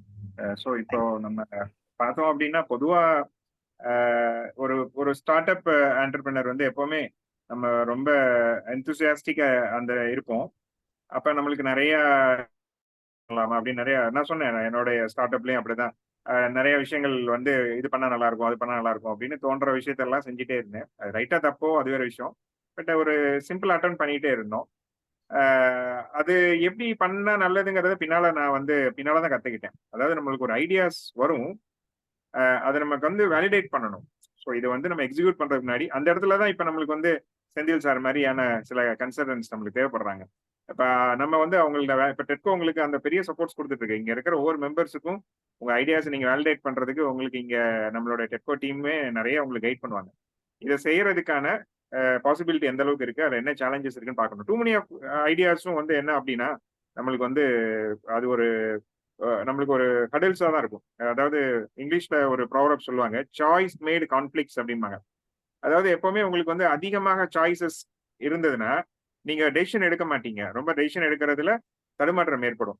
அப்ப எப்பவுமே வந்து அதை நேரோ டவுன் பண்றது தான் ஃபர்ஸ்ட். நம்மளுக்கு நிறைய ஐடியாஸ் வரும், அந்த ஐடியாஸ் எல்லாம் நம்ம நேரோ டவுன் பண்ணணும். கட் பண்ணி ஓகே இதுல எது பெஸ்ட் ஐடியா அப்படின்னு கட் பண்ணி ஒரு 1 or 2க்கு வந்துடணும். ஸோ அப்புறம் அதுல நம்ம எதை ஃபர்ஸ்ட் ஸ்டார்ட் பண்ணலாம் அப்படிங்கிறத வேலிடேட் பண்ணி நம்ம அதை வந்து அடுத்து ஒரு எக்ஸிக்யூட் பண்றதுல அந்த இடத்துல தான் நீங்க போன கொஸ்டின் ரொம்ப அழகா செந்தில் சார் எக்ஸ்பிளைன் பண்ணாங்க. அந்த பினான்சியல் பிளானிங் ஒரு ஐஏஎம்ல ஒரு ப்ரொஃபசர் வந்து ஒரு செமினார் எடுத்தாருன்னா எந்த அளவுக்கு ஒரு கண்டென்ட் கொடுப்பாரோ அதை வந்து ஒரு 10 நிமிஷத்துல அழகா சொன்னீங்க செந்தில் சார், சூப்பரா இருந்தது. அந்த பினான்சியல் பிளானிங்க ரொம்ப இம்பார்ட்டன்ட். பினான்சியல் டிசிப்ளின் இல்லாம நம்ம எந்த பிசினஸையும் ஜெயிக்க முடியாது. அது வந்து அனுபவ பாடம் எல்லாருக்கும், பிசினஸ் பண்ணுவாங்க எல்லாருக்குமே இருக்கும். இல்ல நான் வந்து ரொம்ப சிம்பிளா நான் சொல்லணும்னு நினைக்கிறது என்னன்னா, நிறைய பேருக்கு வந்து இப்போ ஒரு ஸ்டார்ட் அப் பண்றவங்களுக்கு ஒரு பிசினஸ்ல ஃபர்ஸ்ட் 3 பினான்சியல் பிளானிங்ல 3 C's அப்படின்னு நான் சொல்லுவேன். அதாவது உங்களுடைய கேபிட்டல் மேனேஜ்மெண்ட், உங்களுடைய காஸ்ட் மேனேஜ்மெண்ட் அண்ட் உங்களுடைய கிரெடிட் மேனேஜ்மெண்ட். இந்த 3ஐயும் நீங்க ரொம்ப சரியா பண்ணணும். அதாவது கேபிட்டல் மேனேஜ்மெண்ட்னா இப்போ ஒரு தொழில் பண்ண போறீங்கன்னா அதுக்கு எவ்வளவு முதலீடு போடணும், அதுக்கு எவ்வளவு முதலீடு தேவைப்படுதுங்கிறத முதல்ல தெரிஞ்சுக்கணும். உங்ககிட்ட முதலீடு நிறைய இருக்குங்கிறதுக்காக எல்லாத்தையும் இன்வெஸ்ட் பண்ணிடக்கூடாது. இப்போ நீங்க ஒரு ஷோரூம் ஆரம்பிக்கிறீங்க, ஒரு ஊர்ல ஒரு டெக்ஸ்டைல் ஷோரூம் ஆரம்பிக்கிறீங்கன்னா உங்ககிட்ட ஒரு 1 crore இன்வெஸ்ட் பண்ற கெப்பாசிட்டி இருக்குன்னு 1 crore இன்வெஸ்ட் பண்ணி ஆரம்பிச்சிடலாம் நினைக்க கூடாது. அங்க அதுக்கான நீட் எவ்வளவு இருக்கு, எவ்வளவு இன்வெஸ்ட் பண்ணா எவ்வளவு ரெவன்யூ வரும். அதாவது இந்த இடத்துல ரெண்டாவது விஷயம் என்னன்னா, இன்னொரு விஷயம் நம்ம ரொம்ப எப்பவுமே கிளாரிட்டியா புரிஞ்சுக்கணும். ஸ்டார்ட் அப்ஸ் எல்லாருமே செந்தில் சார் கூட அதை கோட் பண்ணாங்க. அது நான் வந்து இன்னும் எனக்கு தெரிஞ்ச விஷயத்துல சொல்றேன். நீங்க ஒரு பிசினஸ் ஸ்டார்ட் அப் பண்ணி ரன் பண்ணும்போது உங்களுக்கு ரெவன்யூஸ் வரும். அந்த ரெவன்யூவை டிஸ்டிங் பண்ணி பார்க்க தெரியணும் உங்களுக்கு. அதாவது அதுல எதெல்லாம் உங்களுக்கான ரெவன்யூ, எது உங்களோட ப்ராஃபிட்னு உங்களால பிரிச்சு எடுக்க தெரியணும். ஏன்னா இங்க நிறைய பேர் பண்ற தப்பு என்னன்னா, நான் ஒரு 1 crore இன்வெஸ்ட் பண்ணியிருப்பேன், அதுல வந்து பிசினஸ் ஸ்டார்ட் பண்ணியிருப்பேன், எனக்கு மந்த்லி ஒரு 10 lakhs 15 lakhs இல்ல 20 lakhs ஏதோ ரெவன்யூ வரும். நான் இந்த 20 lakhsல இப்ப செந்தில் சார் சொன்ன மாதிரி அதுல நான் வந்து என்னுடைய கேபிட்டலுக்கு, அது கட்ட வேண்டிய லோன்ஸுக்கு, டெப்ரிசியேஷன்ஸ்க்கு இதெல்லாம் நான் கழிச்சுட்டு மிச்சம் இருக்கிறதா என்னோட ப்ராஃபிட். அப்ப அந்த ப்ராஃபிட் எவ்வளவுன்னு எனக்கு கண்ணுக்கு கரெக்டா தெரிஞ்சாதான் ஓகே நம்ம வந்து இவ்வளவு லாபம் சம்பாதிக்கணும்னு தெரியும். ஆனா நிறைய பேருக்கு 20 லட்ச ரூபா வந்ததுன்னா பரவாயில்லையே, முதல் மாசமே நம்மளுக்கு 20 லட்ச ரூபா கிடைக்குது, முதல் வருஷம் கிடைக்குது அப்படின்னு உடனே அடுத்து என்ன பண்றாங்க, அந்த ஃபண்டை அவங்க மேனேஜ் பண்ண தெரியாம உடனே ஒரு 10 லட்ச ரூபாய் கார் வாங்குறாங்க. நீங்க வாங்குற கார் வந்து உங்க ப்ராஃபிட்ல வாங்கல, நல்லா தெரிஞ்சுக்கோங்க. நீங்க வாங்குற கார் வந்து உங்களுடைய ரெவன்யூல வாங்குறீங்க. ரெவன்யூங்கிறது பிசினஸ்ல தான் இன்வெஸ்ட் பண்ணணும், அடிஷனல் ஃபேக்டர்ல இன்வெஸ்ட் பண்ணக்கூடாது. அப்ப இது மாதிரி நிறைய விஷயங்களை நீங்க இதுதான் ஸ்டார்ட் அப்ஸ்ல நீங்க பண்ண வேண்டிய முதல் ஆக்டிவிட்டியா இருக்கும். அப்போ உங்களோட ஐடியாஸை நீங்க செயல்படுத்துறதுக்கு வேலிடேட் பண்ணிட்டு அதை இந்த மாதிரி இந்த 3 விஷயத்துல, அது 3வது ஒன்று சொன்னேன், கிரெடிட் மேனேஜ்மெண்ட். கிரெடிட் மேனேஜ்மெண்ட்னா நீங்க அதுக்கு கடன் வாங்க வேண்டிய தேவை இருந்ததுன்னா அதை சரியா நீங்க வாங்கணும். இப்ப வந்து பேங்கர் அப்ரோச் பண்ணி வாங்குறது தான் பெஸ்ட். அதுதான் ஒரு குட் சோர்ஸ் ஆரம்பத்துல. அதுக்கு எப்படி அப்ரோச் பண்ணலாம்? சில பேர் சொல்றாங்க சார் பேங்க்ல போனா கடனே தர மாட்டேங்கிறாங்க சார், பேங்க்லாம் ரொம்ப அலைய விடுறாங்க அப்படி. அப்படிலாம் இல்ல. எனக்கு தெரிஞ்ச என்னோட எக்ஸ்பீரியன்ஸ் சொல்றேன். நீங்க ப்ராப்பரான ஒரு பிளானிங்கோட ஒரு பிசினஸ் ஒரு மாடல் இருக்கு அப்படின்னா நீங்க அதை அப்ரோச் பண்ணீங்கன்னா கண்டிப்பா பேங்கர் சப்போர்ட் பண்றாங்க. இல்லைன்னா இன்னைக்கு நிறைய ஏஞ்சல் இன்வெஸ்டர்ஸ், இப்போ நம்ம நேட்டிவ் லீடு மாதிரி நிறைய ஏஞ்சல் இன்வெஸ்டர்ஸ் இருக்காங்க, சப்போர்ட் பண்றாங்க. அப்ப நம்மளுடைய நிதியை திரட்டுவதுங்கிறது நம்மளுடைய திறமை தான். அது என்கிட்ட கையில பணம் இருந்தா தான் நான் பிசினஸ் பண்ண முடியுமா அப்படின்னு நிறைய பேர் கேட்கறாங்க. அப்படிலாம் கிடையாது. உங்ககிட்ட கையில ஓரளவு இருந்தா போதும். அதை நீங்க திரட்டுவதற்கான ஒரு அடுத்த கட்டத்துக்கு நீங்க என்ன பண்ணணும்னு தெரிஞ்சுக்கணும். அதான் கிரெடிட் மேனேஜ்மெண்ட். மூணாவது ஒன்று சொன்னேன், காஸ்ட் மேனேஜ்மெண்ட். காஸ்ட் மேனேஜ்மெண்ட்ங்கிறது உங்களுடைய செலவினங்களை எந்த அளவுக்கு கட்டுக்குள் வச்சிருக்கீங்களோ அதுதான் ப்ராஃபிட். ஏன்னா ப்ராஃபிட்ங்கிறது என்னது? Selling price minus cost price. இதுல நீங்க செல்லிங் பிரைஸை நிறைய நேரத்துல கண்ட்ரோல் பண்ண முடியாது. ஏன்னா அது வந்து மார்க்கெட்ல பிக்சடா இருக்கும். காஸ்ட் பிரைஸ் உங்க கையில தான் இருக்கு. நீங்க வந்து அதை எந்த அளவுக்கு ரொம்ப தெளிவா பண்றீங்களோ அந்த அளவுக்கு உங்க ப்ராஃபிட் மார்ஜின். இன்னைக்கு நிறைய பேர் பிசினஸ்ல, காம்படிட்டிவ் பிசினஸ்ல காணாம போறது காரணம் என்னன்னா அவங்க வந்து காஸ்டிங்க வந்து அவங்க தெரிஞ்சுக்கிறதே இல்லை. ஸோ அதனாலதான் ஆரம்பத்துல அவங்க வந்து அதிகமா செலவினம் பண்ணி லாஸ் ஆறாங்க. அப்ப இந்த 3 விஷயத்தையும் கவனமா நீங்க எடுத்துக்கங்க. உங்களோட ஐடியாஸை ப்ராப்பரா இதை பேஸ் பண்ணி வேலிடேட் பண்ணி எக்ஸிக்யூட் பண்ணுங்க. எடுத்தோன்னே எக்ஸிக்யூட் பண்ணுங்க. ஐடியாஸாவே பேசிட்டே இருக்கக்கூடாது. எடுத்தோன்னே ஏதாவது ஒரு ஐடியாவை எடுத்து எக்ஸிக்யூட் பண்ணுங்க. அதுல நான் ஏற்கனவே சொன்ன மாதிரி சில நேரம் செட்பேக் இருக்கும். அது ஃபெயிலியர் கிடையாது, செட்பேக் இருக்கும். அதை பத்தி ஒரி பண்ணாதீங்க. அதுல நீங்க கத்துக்கிட்ட விஷயங்களை வச்சு அடுத்து ப்ரொசீட் பண்ணீங்கன்னா கண்டிப்பா சக்சஸ் ஆகும். எனக்குலாம் ஒரு 4-5 அட்டம்ப்ட்டுக்கு அப்புறம் தான் அதுக்கப்புறம் நான் அவங்களுக்கு சொன்ன இந்த ப்ராஃபிட்ங்கிறது என்னன்னே தெரிஞ்சது. அப்புறம் தான் நம்ம ப்ராஃபிட் இவ்வளவு நாள் பண்ணவே இல்லை போல அப்படிங்கறத புரிஞ்சுக்கிட்டேன். So I think with this definition என்னோட இந்த இதோட நம்ம அடுத்த கொஸ்டின் போலாம்னு நினைக்கிறேன். Thank you sir. Sir, thank you very thank you much sir. Madam. Sir அருமையா சொன்னீங்க சார். ஆமா சார். மெம்பர்ஸ் வந்து நம்மளே கேட்க சொல்றாங்க. சோ செந்தில் சார் கிட்ட கேக்குறேன் சார், கன்சல்டன்ட்டுக்கும் மென்டாருக்கும் டிஃபரன்ஸ் என்ன சார் அப்படின்னு சொல்லிட்டு நான் முத்து சார் கிட்ட கேட்டப்ப சார் சொன்னாங்க, காசு வாங்கிட்டு பண்ணா கன்சல்டன்ட் மேடம், காசு வாங்காம பண்ணா அதான் மென்டார்ஷிப் அப்படின்னு வந்து சொன்னாங்க. ஓகே. ஆனா வந்து எங்களுக்கு எப்படின்னா மென்டாரை நாங்க எப்படி செலக்ட் பண்றது? நீடு மென்டார் எல்லாருக்குமே எங்களோட மென்டார் நிறைய பேர் சொல்றாங்க. மென்டாருக்கும் குருவுக்கும் உள்ள டிஃபரன்ஸ் என்ன? மென்டார்ன்றவங்கள நம்ம எப்படி செலக்ட் பண்ணிக்கிறது? அவங்க சொல்றது கரெக்டா இருக்குமா அப்படின்றத வந்து நம்ம எப்படி சார் அவங்களை எப்படி நம்ம செலக்ட் பண்ணிக்கிறது சார்? என்னோட மென்டாரை நான் எங்க தேடுறது? எங்க எனக்கு கிடைப்பாரு? Super ma'am. Yes ma'am, thank you so much for the question ma'am. இது வந்து எப்படின்னா வந்து என் கையை வச்சு என் கண்ணை குத்துற மாதிரியான ஒரு கேள்விதான் இது. ஏன்னா பீயிங் கன்சல்டன்ட் இது சொல்றது அப்படிங்கிறது. ஆனா முத்து சார் அதை எளிமைப்படுத்திட்டாரு. ஏன்னா வந்து நான் அடிக்கடி வந்து என்னுடைய மென்டார் வந்து நான் முத்து சார் அப்படின்னு சொல்லி சொல்லுவேன். மென்டார் ஒருத்தரா தான் இருக்கணும்ன்ற அவசியமும் இல்லை. நம்ம நிறைய தேவைகளுக்கு தகுந்த மாதிரி நம்ம தேவைகளுக்கு தகுந்த மாதிரி எடுத்துக்கலாம். முதல்ல அந்த குருக்கும் மென்டாருக்கும் ஒரு வித்தியாசம் சொல்லுறேன். குரு அப்படிங்கிறவர் வந்து எப்படின்னா அவர் ஒரு பிலாசபி கொடுப்பாரு. அந்த பிலாசபியை எடுத்து நம்ம வாழ்க்கையில முன்னேறி போய்கிட்டே இருக்கலாம். இப்போ உதாரணத்துக்கு வந்து நான் மகரிஷியோட ஃபாலோவர் அப்படின்னு நான் சொல்றேன் அப்படின்னு சொன்னா மகரிஷி என்ன சொல்லியிருக்காரு அதை எடுத்து நான் கொண்டு போறேன். நான் ஓஷோவோட ஃபாலோவர் அப்படின்னு சொன்னா ஓஷோ என்ன சொல்லியிருக்காரு, அவர் வந்து இது மாதிரி போறாரு அப்படின்னு. இந்த அத்தனைக்கும் ஆசைப்படுல இருந்து கதவை திற காத்து வரக்கும் வரட்டும் எல்லாருமே குருவா இருந்துக்கிறாங்க. அது வந்து அதனால எனக்கு தனிப்பட்ட முறையில எனக்கு அவரை தெரியுமா இல்ல அவர் என்கிட்ட வந்து பழகுறாரா எதுவுமே தெரியாது. அவர் ஒரு குரு. அவர் வந்து ஒரு சித்தாந்தத்தை போதிச்சுக்கிட்டே இருப்பாரு. விவேகானந்தர் இன்னைக்கு எத்தனையோ ஆண்டுகளுக்கு முன்னாடி தவறிட்டார். 150 ஆண்டுகளுக்கு அவருடைய பிறந்தநாள் இப்ப இன்னைக்கு கொண்டாடிட்டு இருக்காங்க அப்படின்னு சொன்னா, ஆனா அவர் சொன்ன நிறைய விஷயங்கள் இன்னைக்கும் ஃபாலோ பண்ணிட்டு இருக்காங்க மக்கள். அது வந்து ஒரு அட்மைரிங்கா இருக்கு. சோ இதுதான் வந்து ஒரு குரு. பட் இதே மென்டார் அப்படின்னு வரும்போது இன்னைக்கு வந்து என்னுடைய ஷூக்குள்ள நின்று என்னுடைய பிரச்சனைகளை அனலைஸ் பண்ணி சொல்லணும். எனக்கு இந்த முதல்ல மென்டார் அப்படின்னு வந்த உடனே வந்து எனக்கு ஒரு ஒரு 10-12 வருஷத்துக்கு முன்னாடி ஒரு சைக்காலஜிஸ்ட் ஒருத்தவங்களை சந்திக்க நேர்ந்தது. நான் அப்ப அவங்க கிட்ட பேசிட்டு இருந்தேன். நான் பேசிட்டு இருக்கும்போது என்ன சொன்னேன் அப்படின்னா, எனக்கு பொதுவாகவே ஒரு பழக்கம் இருந்தது, இப்பவும் அது நிறைய நேரங்கள்ல இருக்கு. யாரோ ஒருத்தவங்க என்கிட்ட பேசிட்டு இருக்காங்க அப்படின்னா அவங்க என்ன பிரச்சனை சொல்ல வராங்கன்றது எனக்கு முன்னாடியே கண்டுபிடிச்சிருவேன். அவங்க பேசும்போது ஓகே, ஏன்னா நிறைய பேர்ட்ட சந்திக்கிறப்ப கிட்டத்தட்ட ஒரு 60,000 ஹியூமன் பீயிங்கோட கடந்து வந்திருக்கோம். அதுவும் இல்லாம எனக்கு பொதுவாகவே வந்து படிச்சு தெரிஞ்சுக்கிட்டதை விட பேசி கத்து தெரிஞ்சுக்கிட்டது தான் எனக்கு. ஏன்னா அனுபவத்தை வந்து விலை கொடுத்து வாங்க முடியாது இல்லையா? அப்ப அனுபவஸ்தர்கிட்ட இருந்து பேசி தெரிஞ்சுக்கிட்டது நிறைய இருக்கும். அதனால என்ன பண்ணிடுவேன்னா, ஒருத்தவங்க என்கிட்ட பேச வரும்போதே அவங்க என்ன சொல்ல வர்றாங்கன்றது நம்ம ஒரு ஃபிகர் அவுட் பண்ணி 99% அவங்க இதைத்தான் கேட்க வராங்கன்றத நம்மளால ஃபிகர் அவுட் பண்ணிட முடியும். அதை நம்ம பதில் சொல்ல ஆரம்பிச்சிடும். அவரை முழுசா சொல்லவே விடாம நம்ம பதில் சொல்ல ஆரம்பிச்சிடும். ஆனா நான் சொல்லி முடிச்சதுக்கு அப்புறம் இதே பிரச்சனையை அவர் இன்னொருத்தர் போய் பேசிட்டு இருப்பாரு. எனக்கு அப்ப ஒரு பக்கம் என்ன இதுக்கு தான் பதில் சொல்லிட்டோமே, திரும்ப என்ன இவர் மறுபடியும் இன்னொருத்தர் போய் பேசிட்டு இருக்காரு என்னட்டையும் பேசிட்டு இருக்காரு அப்படின்னோடனே நான் அதை வந்து ஒரு சைக்காலஜிஸ்ட சந்திக்க இருந்தது. அவங்ககிட்ட கேட்டேன். அவங்ககிட்ட மேடம் இந்த மாதிரி வந்து கேக்குறாங்க, நான் பதிலும் சொல்லிடுறேன். ஆனா வந்து அவங்க அந்த பதில் ஏத்துக்காம திரும்ப மறுபடியும் வேற யார்ட்டையோ போய் கேக்குறாங்க. அவங்க இப்படிதான் இருக்காங்க, என்ன மேம் பண்றது அப்படின்னோடனே அப்ப அவங்க சொன்னாங்க, அவங்க 80% of people they want to let out அவங்களுடைய கவலைகளை, அவங்களுடைய குறைகளை, அவங்களோட பிரச்சனைகளை மனசு தீர கொட்டுறதுக்கு யாரோ ஒருத்தர் தேடுறாங்க. அந்த தேடிட்டு மிச்சம் வெறும் 20% ஆஃப் பீப்புள் தான் யாராவது எனக்கு கொடுக்கறது ஒரு ஹெல்ப்பா ஒரு அட்வைஸ் சொல்லிட மாட்டாங்களா அப்படின்ற ஒரு எதிர்பார்ப்பு இருக்கும். சோ உங்ககிட்ட கேட்கறவங்க எல்லாருமே, உங்ககிட்ட சொல்றவங்க எல்லாருமே அவங்க உங்ககிட்ட பதில் கேட்கல, அவங்க சொல்றாங்க. நீங்க கேட்டு வச்சுக்கோங்க. அவங்க எப்ப பதில்னு கேட்கறாங்களோ அப்ப அந்த பதிலை கொடுங்க அப்படின்னு சொன்னாங்க. இது தெரிஞ்சுக்கிட்டதுக்கு அப்புறமும் இன்னைக்கும் நிறைய நேரங்கள்ல வந்து ஐயோ நம்ம டைம் ஆச்சுப்பா, டக்குன்னு சொல்ல வர விஷயத்த சொல்லிடுவோம் அப்படின்னு சொல்லிட்டு போயிடுவோம். ஆனா அது அவங்களுக்கு போய் புரியாது. ஏன்னா இப்படி பதில் சொல்லிக்கிட்டே இருந்தா நம்ம மென்டாரா இருக்க முடியாது. ஏன் அப்படின்னா அவங்களோட பிரச்சனைகள் என்ன அப்படிங்கறத அவங்க ஷூல இருந்து நம்ம எல்லாத்தையும் புரிஞ்சுக்கிட்டு நம்மளும் அதே இடத்துல போய் நின்னு அதை அவங்களுக்கு சொல்லணும். ஸோ ஓகே, இன்னைக்கு மென்டார் அப்படிங்கிறது வந்து முத்து சார் சொன்ன மாதிரி இது பணம் வாங்காம நிறைய இடத்துல பண்ணுவாங்க.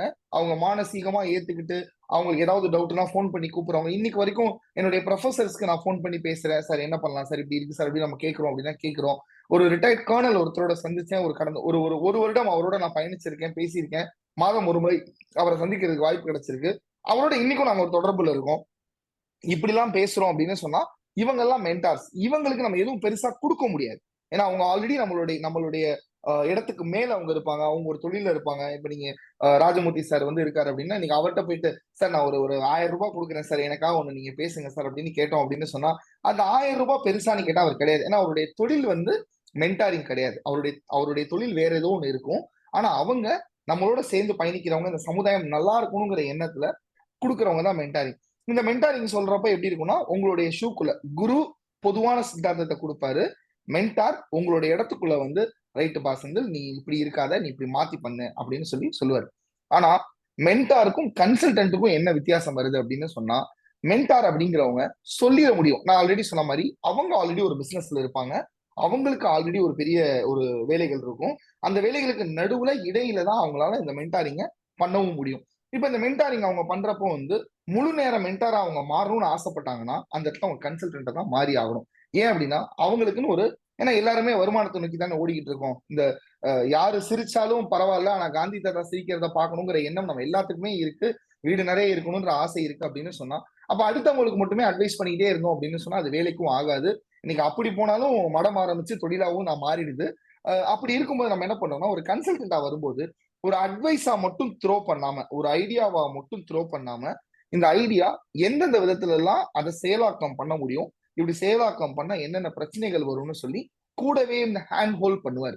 இப்போ உங்களுடைய இளமை பருவத்துல நீங்க பாத்துக்கிட்டீங்க அப்படின்னு சொன்னா ஒரு பிடி மாஸ்டர் ஒருத்தர் இருக்காரு. அவர் வந்து என்ன பண்ணிடுவாரு அப்படின்னு சொன்னா தம்பி இங்க ஓடு, இப்படி ஓடு, அப்படி ஓடு அப்படின்னு சொல்லிடுவாரு.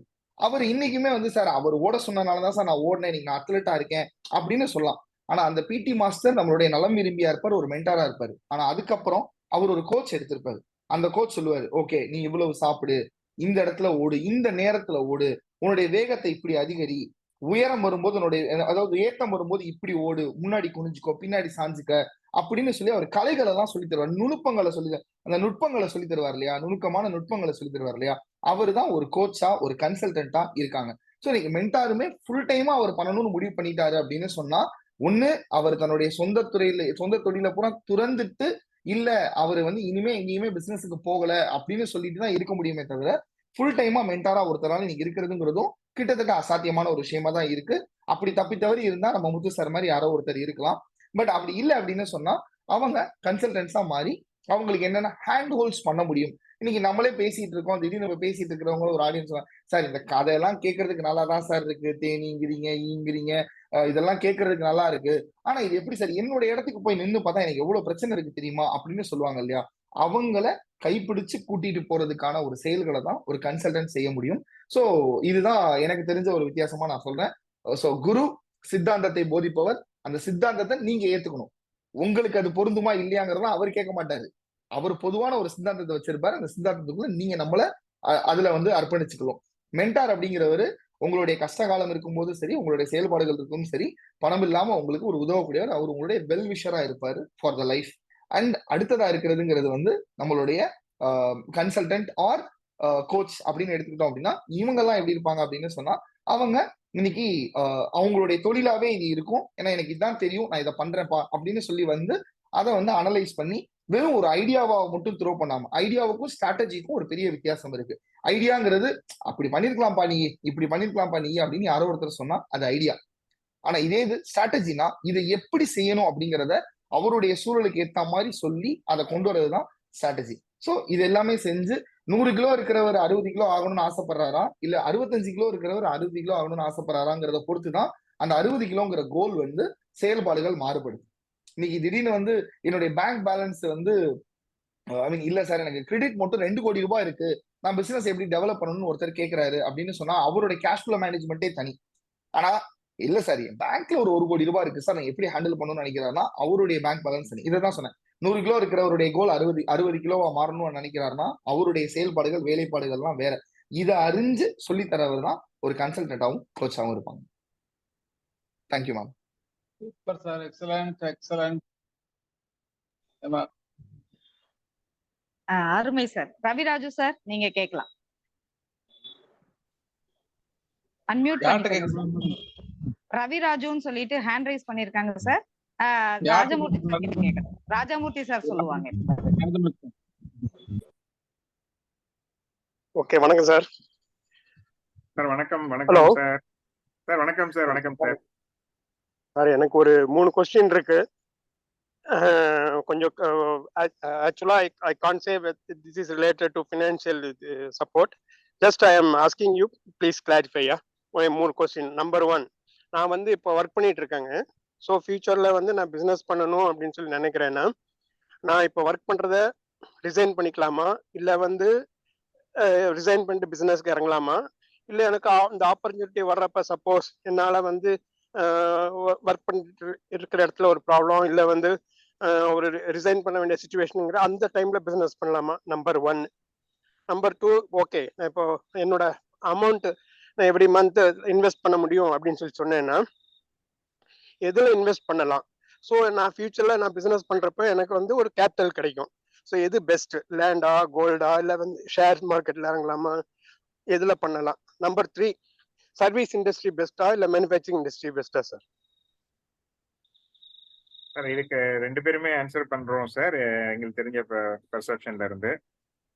ஸோ ஃபர்ஸ்ட் வந்து இப்போ நீங்க வந்து ஒரு என்டர்பிரினரா மாறுறதுக்கு, ஒரு எம்ப்ளாயியா இருந்து என்டர்பிரினரா மாறுறதுக்கு எந்த ஸ்டேஜ் எப்படி போனா கரெக்டா இருக்கும் அப்படின்னு கேட்டீங்க.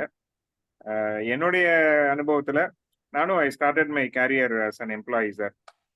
நான் வந்து ஒரு 5 இயர்ஸ் வந்து ஒரு காலேஜ் ப்ரொஃபஸரா இருந்தேன். அது வந்து ஆக்சுவலா காரணம் என்னன்னா, படிச்சு முடிச்சுட்டு நான் பெரிய பிசினஸ் மேன் ஆயிரணும் உடனே அப்படின்னு நினைச்சேன். ஃபீல்டுக்கு வந்து பார்த்தா அப்பதான் தெரிஞ்சது எனக்கு என்ன பண்றதுன்னே தெரியல. பிசினஸ்ல எங்க இருந்து ஆரம்பிக்கிறது அப்படின்னே தெரியல. இப்பெல்லாம் இவ்வளவு ஃபோரம்ஸ் இருக்கு, இவ்வளவு கைட் பண்றாங்க. அன்னைக்கு நான் சொல்றது லேட் 90s. அப்பெல்லாம் இவ்வளவு பேர் யாரும் கைட் பண்றதுக்கு ஆளே கிடையாது. அப்ப டக்குன்னு படிச்சதுக்கு ஏதாவது பண்ணலாம்னு யோசிக்கும் போது டக்குன்னு ஒரு காலேஜ்ல ப்ரொஃபஸரா சேர்ந்தேன். நான் ஒரு 5 இயர்ஸ் ஸ்டார்ட் பண்ணேன். அங்க சேர்ந்த போது நான் எடுத்த ஒரு டெசிஷன் என்ன, 1 வருஷம் வேலை பார்ப்போம். அதுக்குள்ள அது சம்பாதிக்கிறதுங்கிறத விட அந்த 1 வருஷத்துக்குள்ள நம்ம இன்னும் என்ன பண்ணணும்னு முடிவு பண்ணிக்கலாம்னு நினைச்சுதான் சேர்ந்தேன். But it will take 5 years for me. ஆனா அது 5 இயர்ஸ்ங்கிறது எப்படின்னா, நான் ஒரு 3rd இயர்லயே ஸ்டார்டட் மை கேரியர் என்டர்பிரினர்ஷிப்பை. நான் வேலையை விடல. ஏன் விடலை அப்படின்னா, ஒரு கால்குலேட்டிவா நம்ம ஒரு ரிஸ்க் எடுக்க போறோம், அதுக்கு முன்னால கொஞ்சம் நம்ம இன்னும் கொஞ்சம் ஸ்டேபிள் ஆயிக்கும் அப்படின்னு சொல்லிட்டு நான் வேலையை விடுறேன். என்னுடைய சூழல் அப்பதான் எனக்கு நியூலி மேரிடு. இப்ப நான் கல்யாணம் ஆகி ஒரு 1 இயர்ல I quit my job. So அப்போ ஒரு புதுசா மேரிடு, குழந்தை. அப்பதான் எனக்கு என்னோட ஃபர்ஸ்ட் பேபி பிறந்த 3 மாசத்துல நான் என்னோட ஜாப் ரிசைன் பண்ணேன். ஆனா அதுக்கு முன்னால ஒரு 1.5 வருஷமா நான் ஒரு இதெல்லாம் பண்ணலான்ட்டு ஒரு சில விஷயத்த எக்ஸிக்யூட் பண்ண ஆரம்பிச்சிட்டேன். அப்ப எனக்கு ஒரு கான்பிடென்ட் ஓரளவு வந்துச்சு. அதுக்கப்புறம் நான் ஃபுல் டைமா பண்ணலான்னு வந்து இறங்கினேன். ஸோ இப்படிதான் என்னோட எக்ஸ்பீரியன்ஸ் இருந்தது.